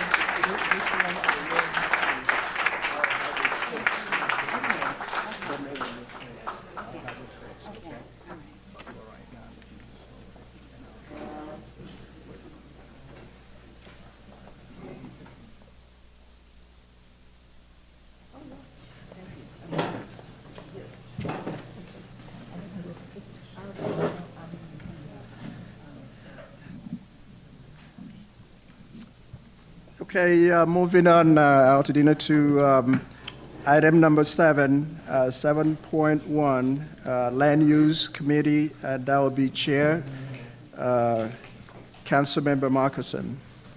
Yes, the Land Use Committee did not meet in March. We did not have any items to review. However, I did want to make the announcement that we are planning to have a Lavinia item on the schedule for April. And so we'll let everybody know as soon as we know if it's really going to be on there. We are very close to coming up with a decision on the conditions for Lavinia that we would like to recommend. The other thing is that we have had a presentation on the New York Drive project, and I would encourage everybody, if you are interested in being up to date with the New York Drive project, that you please go to our website and get my email address, diane.marcuson@altadenatowncouncil.org, and please send me your email address and your actual residential address. And we're trying to put together, with the county, put together an email list so that we can get information out to everybody on that project. So if anybody, or if you have questions on the New York Drive project, they've just started taking feedback from us on that. So that's all I have for tonight. Thank you so much. Any questions for Councilmember Marcuson? All right, moving on. The next item on the agenda, it is the Bylaws Committee, and that will be the chair, Committee Chair, Councilmember Sutherlen. Okay.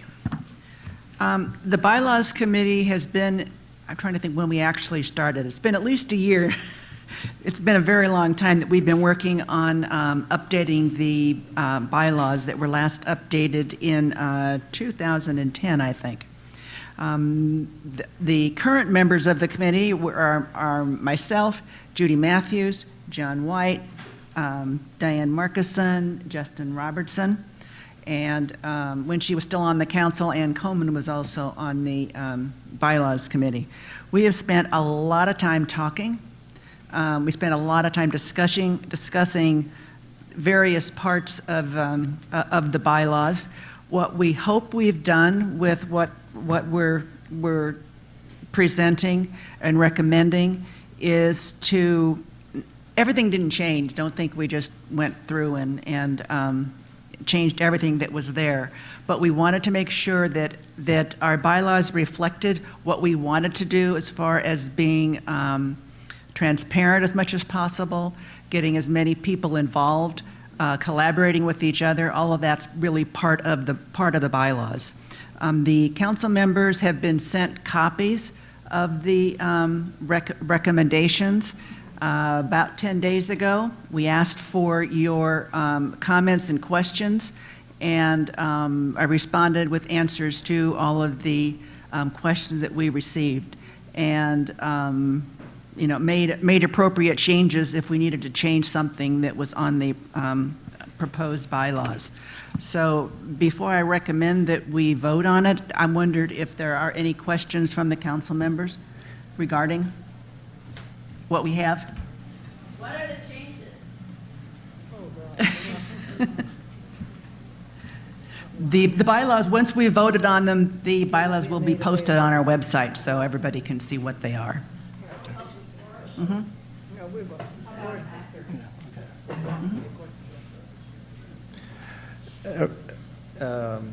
Well.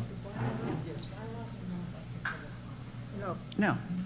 Okay, it is a question from council. I know that you had asked if there are any questions. So do we have any questions from the council? Okay, Council Member De La Torre. So you passed around the, when you passed around the bylaws, you also passed around like a sheet that said the reasons for the changes. Will those be, would the new bylaws with the changes for the reasons be also posted as well? We can probably do that. I'm not quite sure where. You're going to have to figure out where we put it. Yeah, I can figure. Yeah. Okay, that will not be proper. So what we do is the moment that we vote on it, that is what we post, the adopted bylaw. Okay. Okay. Okay, go ahead. In that case, if there are no more questions or concerns, then I would make a motion to accept the proposed bylaws as presented to the council members. Second motion. Okay, council members, you have heard the motion to accept the updated bylaws as you have perused already. Before we do that, I'd like to also thank Dr. Coleman for participating earlier on in the process. So, Dr. Coleman, thank you so much. So, now your vote, you ready? All in favor? Aye. Anyone opposing? Anyone abstaining? That is your bylaws. Okay. Thank you, the chair. I know it took a whole lot out of you, but I must say that was one of those things that when I became chair, I said we have to get this done. So please excuse me if I take some little credit here that we have an updated bylaw. And thanks to Councilmember Robertson for really initiating it. When we had that briefing, and we asked for people to contribute as to what we needed to change, you were the one who came up with the laundry list that really led to us formalizing and getting a bylaws committee to get this thing done. So thank you so much. Progressive ideas, community engagement. This is what it leads us to success. All right, election committee, and that will be Dr. Thomas and Councilmember Nat. No, I'll be presenting this evening. Okay. Good evening, Mr. Chair and Council and community. The March 28 Election Committee report is as follows. On March 16, 2018, the Altadena Town Council Election Committee met by conference call, and in keeping with the timeline of past elections and in agreement with and compliance with the Altadena Town Council bylaws as they are, all documents pertaining to the dates of the Altadena Town Council election events have been updated to reflect 2018 calendar dates. The election committee is releasing those dates, we have released those dates, oh, there they are, to the council tonight. The vice chair is passing them out, and I'm going to read the few dates that we have released, and they will be attached to this report and posted to the town council website. The deadline for filing applications. May I have your audience, please? Because we have someone that is reporting. Thank you. The deadline for filing application, May 11th, 2018. Candidates' presentation at the Altadena Town Council meeting will be May 15th, 2018. The candidates' forum will be May 31st, 2018. The voting dates, we have an early voting, which is June 5th, 2018, and voting is June 9th, 2018. And for new members, the swearing in at Altadena Town Council will be July 17th, 2018. Now let me say, these dates that I have just read, we did not change anything. These are the same days that these events occurred during the last election. If it was on a second Tuesday, it's still on a second Tuesday. If it was a third Friday, it's still that same third Friday. We only corrected it to change the year, the from 17 to 2018. So we wanted to make that clear. That's all we have to say. That completes the document reading, Mr. Chair. And so with that, I'm going to move for approval of just changing the calendar dates as updated. Okay. You have heard the reading of, or the presentation, the report from the election committee. Are there any questions from council with respect to the information presented? Councilmember Marcuson? Yeah, I would just like to make it clear, if it's still the same way as it was last year, the candidate forum is not an ATC event. That's an NBBA event. It's optional for those that, that can't make it or that won't be there. I just wanted to mention that. So these are ATC dates except for that candidate forum. Right, and that was listed on this way last year, so we just followed through with that. Right, I understand. I'm just clarifying that one date is not an ATC date. Thank you very much. Okay. Okay, thank you. I do have a question. Has this been cleared in terms of that date with the NBBL, whomever that is going to be running the that candidates forum? Well, my thought was if they did not have the candidates forum, we have discussed that, then there still could be a candidates forum. Okay. But if they had the candidates forum and they want to have the candidates forum, I don't think that we would object. Right. But for now, for us to move forward, we just wanted to present the dates so that at the next meeting, we can move forward on through some more of the election process. Okay. That's all we're doing this time. Thank you. Questions from Councilmember Sutherlen? The only date that I don't see is the date when the applications are available, and candidates would probably be interested in knowing when that is. Do you have that? No, we have the date, but that's coming out in next month's report, because we decided to put that on. That's part of our preparation is coming out. Those are packages, so that's on with the signs and the this and the that. So that date, we know what it is, but no, that's not part of this report. That will come out on the next report. We have that already scheduled to come out there. Okay. So you can't share it? No. Oh, well, all right. Okay. You're not being mean. Question? Vice Chair. Dr. Thomas, I move that we remove the candidate forum date that was hosted by another organization other than ATC. It wasn't clear in last year's document who hosted it. Right, it wasn't. So I think we should remove it from this document and then get the dates approved around it. So, Mr. Chair, with that said, I would like to amend our motion and exclude the candidates forum and then ask for approval of the dates without that. Okay, council members, you have heard the motion, and it was properly seconded, and to accept the report as presented by the election committee. To amend the report. Judy seconded. Yeah, it was seconded. Okay. All right. She's already amended the request, so it is without the Without May the candidate. 31st. Yes. So having said that, all in favor? Aye. Anyone opposing? Anyone abstaining? Okay, that is that. Thank you so much. Thank you. And, That ends our report. Thank okay, Community Relations Committee, Dr. Well, Councilmember okay. Thomas. This one won't be so brief, but anyway. Good evening again. This committee, what we do is we put things into the committee as they are given to us from the community and from the council, and then we move them on to where we feel like that they can best be served. So as updates, let me say, we did check the medical marijuana dispensary, as we reported, has been closed. It's not open at the time.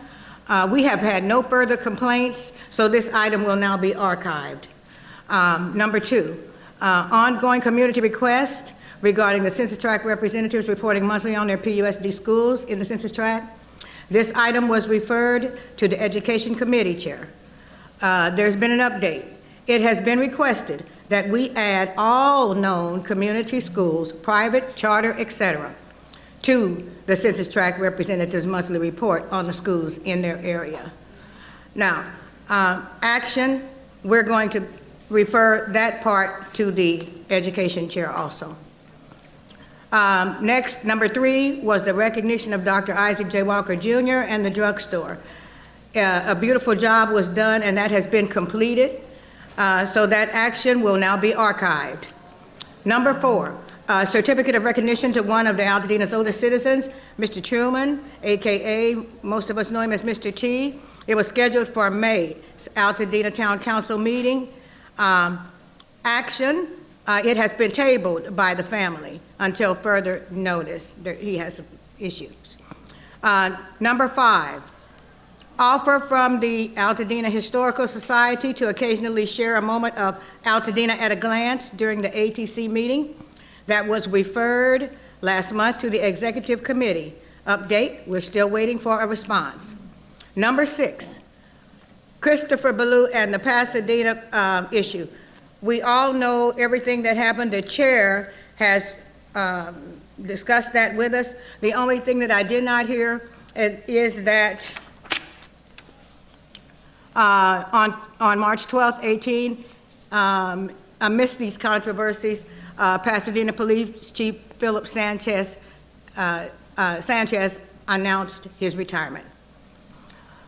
All of the documents for that particular case will be placed, all of those documents will be attached to our report. Number 7, it has been requested that a certificate is presented to Bruce Edward Dennis, who is a resident of Altadena and one of the oldest living original Buffalo Soldiers. The replacement of the Buffalo Soldiers' missing plaque will be installed at the Loma Alta Park in the equestrian area at a later date. It has been requested that during the month of May, Altadena Town Council acknowledge Cinco de Mayo during the May Altadena Town Council meeting. The plans are pending. Number 9, it has been requested that we have a neighborhood watch group night at a future ATC meeting. Those plans are in the works and forthcoming. Number 10, requested that ATC collaborate with the Chamber of Commerce, and I have spoken to the president tonight, to introduce an old or new business occasionally during an Altadena Town Council meeting. So he will look into that. 11, let me say it better. We've referred that to the president of the chamber. 11, it has been requested that the Altadena Town Council get involved in the displacement of Altadena school children who have been affected by the proposed closing of 5 PUSD schools: Wilson Middle School, Blair High School, Jefferson Elementary, Cleveland Elementary, and Franklin Elementary. Update, as of 3/19/18, the school closings have been pulled from the table indefinitely. Action, we are referring that to the Education Committee Chair. Whew. Mr. Chair and Council, we submit this March report and with all of its attachments, and we ask that it be placed on the website in the community report section. Thank you again for your time. Chair, Dr. Sandra Thomas, Vice Chair, Judy Matthews, Community Member, Elliott Gold. Thank you. Thank you so much. I see. So any questions from council? Okay, I see. I'm looking to see if there's any. Council Member Marcuson. Can you go back to the item about the census tract people reporting on the school events? Yes. And what was the outcome of that? Monica Hubbard asked us that every census tract representative that had a school in their tract to check on those schools and make sure that they were. And are we going to agree to that as a group? That was requested by one community member? No, it ended up being requested by several. We don't just do it for one person. But it was at the big meeting, and so several people did call, and they were concerned. Since then now, we've had several more call and say, why are you just doing PUSD schools? So they ask us to add all of the other schools in fairness. Okay. I would like to have that be an item that the committee votes on together, and discusses, you know.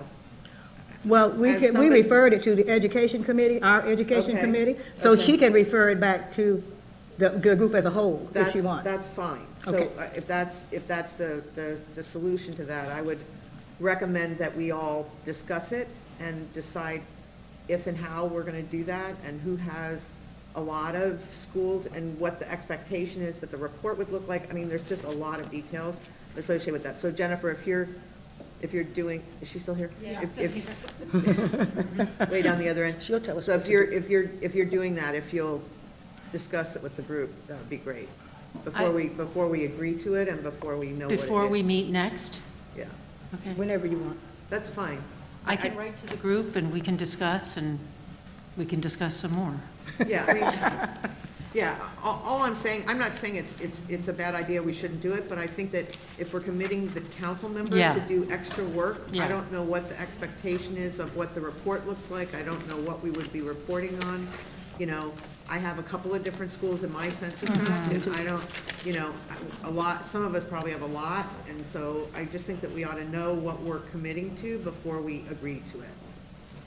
And we Okay, did not say anything, excuse me, yeah, Mr. yes, Chair. We did not say anything because we do have an education chair. Right, So we okay. did not want to step over into I their, just didn't want to set an expectation with the community that we had said we agreed to. I just do it. wanted to make sure that we Okay. got it into the right. Okay, That okay? I think in my mind, I think it's kind of clear, because the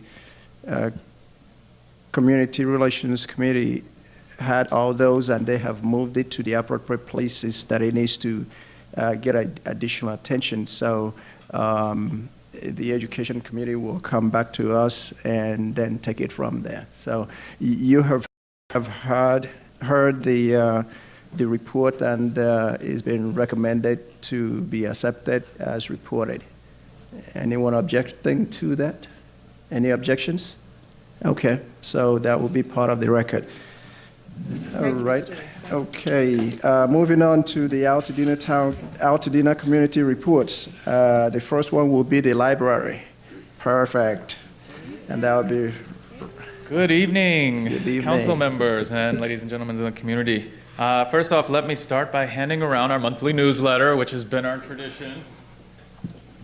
For those of you in the public, that newsletter is available. You can download it from our website or pick it up in the library if you need to. We put so much into that monthly newsletter, including all the things that are upcoming in the library, and then other things that we like to highlight within the community and goings-on that the library is pursuing.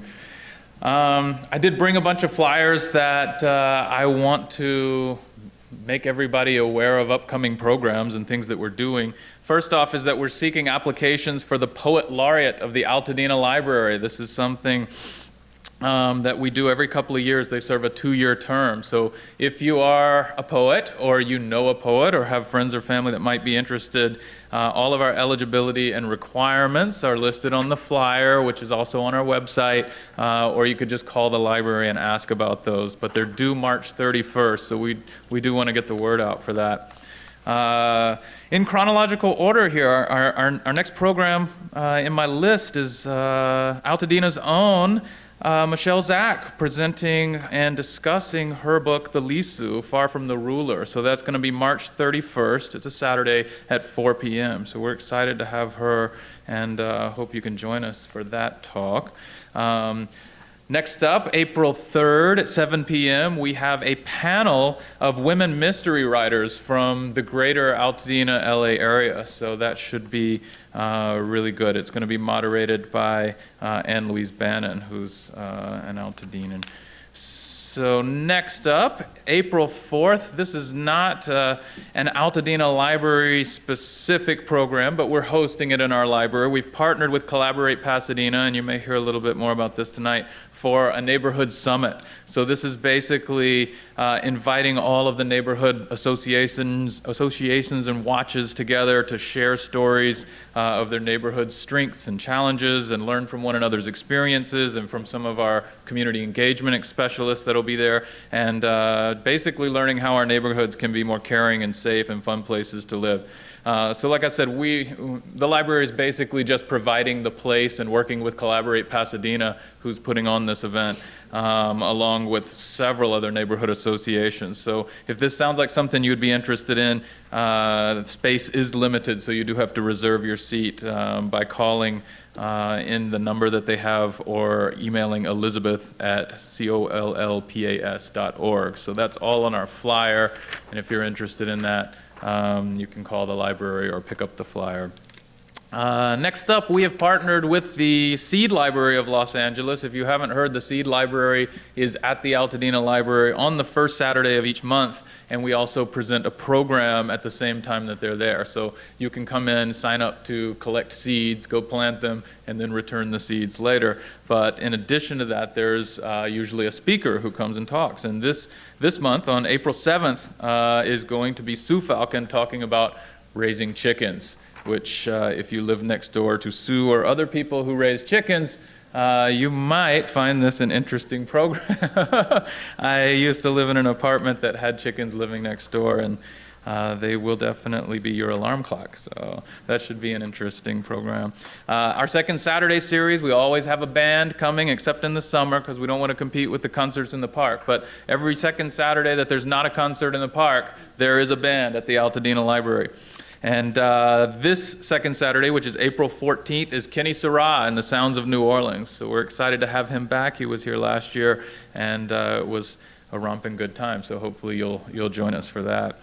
Last in my flyer list, on Saturday, April 21st at 2 p.m., Altadena's own Peter Kalmus, who wrote the book Being the Change, Live Well and Spark a Climate Revolution, is returning to the library. He already gave a book talk, but this time we're going to be showing the DVD documentary that is based on his book, and Peter will be there to answer questions and discuss after the documentary is shown. So that's April 21st at 2 p.m.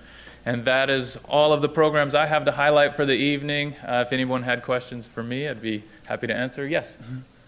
Councilmember Lee. I have a question Sure. about the chicken workshop. Okay. I couldn't find it on here. Okay, so that is, it's in April, so it should be highlighted under Seed Library. You'll see it a little, it won't say the chicken thing, but it'll say Seed Library presentation. So, Saturday, March 3rd. so we got the March newsletter, so this is going to be the next one in April. So in the April newsletter, you'll probably see that, but you'll only have 7 days between. So here's the flyer. I have to go to this. All right, thank you. We are in the process of scheduling out all of the Seed Library programs throughout the year. So there's some good ones coming up, and I think they have a couple of more to finalize, and they'll probably release the entire schedule as soon as that's done. But in the meantime, if you're interested, you can always send me an email, and I can send you the ones we've confirmed so far. Great. They're all of the Seed Library programs have something to do with agriculture or similar foraging, urban foraging. I think we have some really cool ones coming up. So definitely great. send me an email if you want the list. I will do that. Okay. Thank you. Any further questions from council? Councilmember Sutherlen? I couldn't write fast enough, Ryan. When was Sure. the mystery writers? And is there a separate flyer on that? There is a flyer for that. So this one is Tuesday, April 3rd at 7 p.m. So, what's that? I don't, but you can find them on our website. And if you email me, which is WROY@altadenalibrary.org, I will send you a digital copy of the flyer. But everything I mentioned is up in our upcoming programs on our calendar and on the website. Thank But you. We do have 5 panelists that will be there. Any further questions for the library? Thank you so much. Thank you. I do recommend that you drop by the library and look at one of our flyer stands by both entrances and just pick all the flyers for all the things you like. We see people doing that, and that's the best way. You hang them on your refrigerator so you don't miss it. Perfect. Thank you. Thank you. The chambers, Mr. Cauliflower. Good evening, council and community members. I just have a few very brief announcements. First off, we are having a mixer on Thursday evening at Hughes Estates Auctions, 711 Woodbury Road, Unit A. 5:30 to 7 p.m. Great opportunity to come out and do some networking. Food and beverages are available. It's free to members. Non-members is just a $5 charge. So good opportunity to get out and do some good networking. Secondly, we had our first power breakfast of the year on February 22nd, and our special guest was Congresswoman Judy Chu. It was a good event, generously hosted by the Altadena Town and Country Club. And then lastly, we do put out an electronic newsletter. We put member news and events in there, but it is also available to the community for community announcements and events. So if anybody has anything that fits in that, we'd be happy to help you by publicizing that. And those go to office@altadenachamber.org. So that's all I have to report. Anybody has any questions, I'll do my best to try and answer them. Councilmember Markison and then Councilmember Knapp. Are we asking the same thing? Have you heard that the building that Altadena Marketplace would be going into is an escrow? I did hear that. Okay, so we would expect then that Altadena Marketplace is not going into that building. That'd probably be a fair assumption, but I don't know that for certain. Right. FYI. Okay. Councilmember Knapp? When is the next board meeting, chamber meeting? April 3rd. It's first Tuesday of every month. And it's 9 a.m.? 9 a.m. Okay. Yes. Okay. Thank you very much. Thank you. Okay, Collaborate Pasadena, Councilmember Sanyika. Mr. Chair. The Collaborate Pasadena meeting was held at the Flint Ridge Retreat Center on February the 28th at 6 p.m.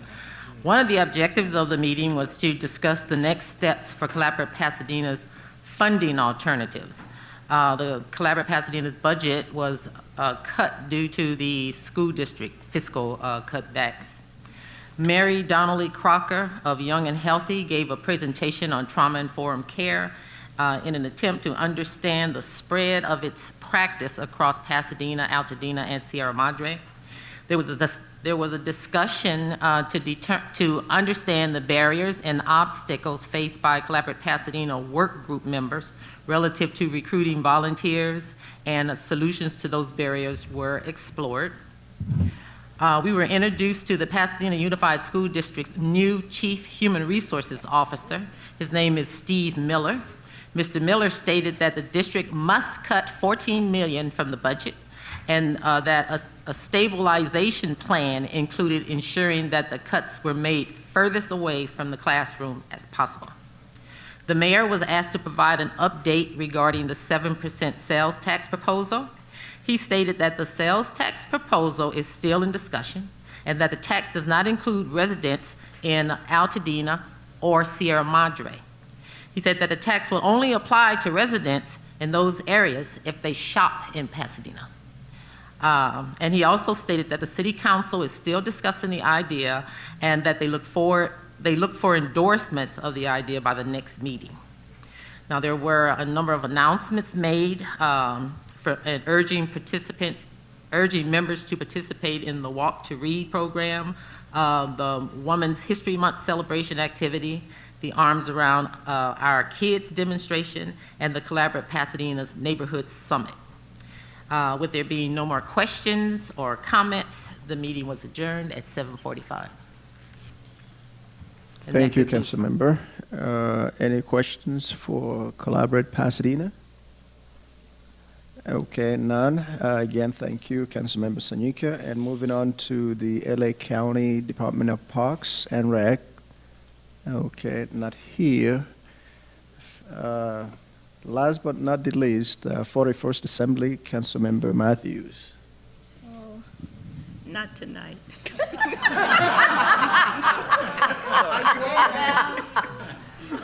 I pass. I yield to everyone that came before me.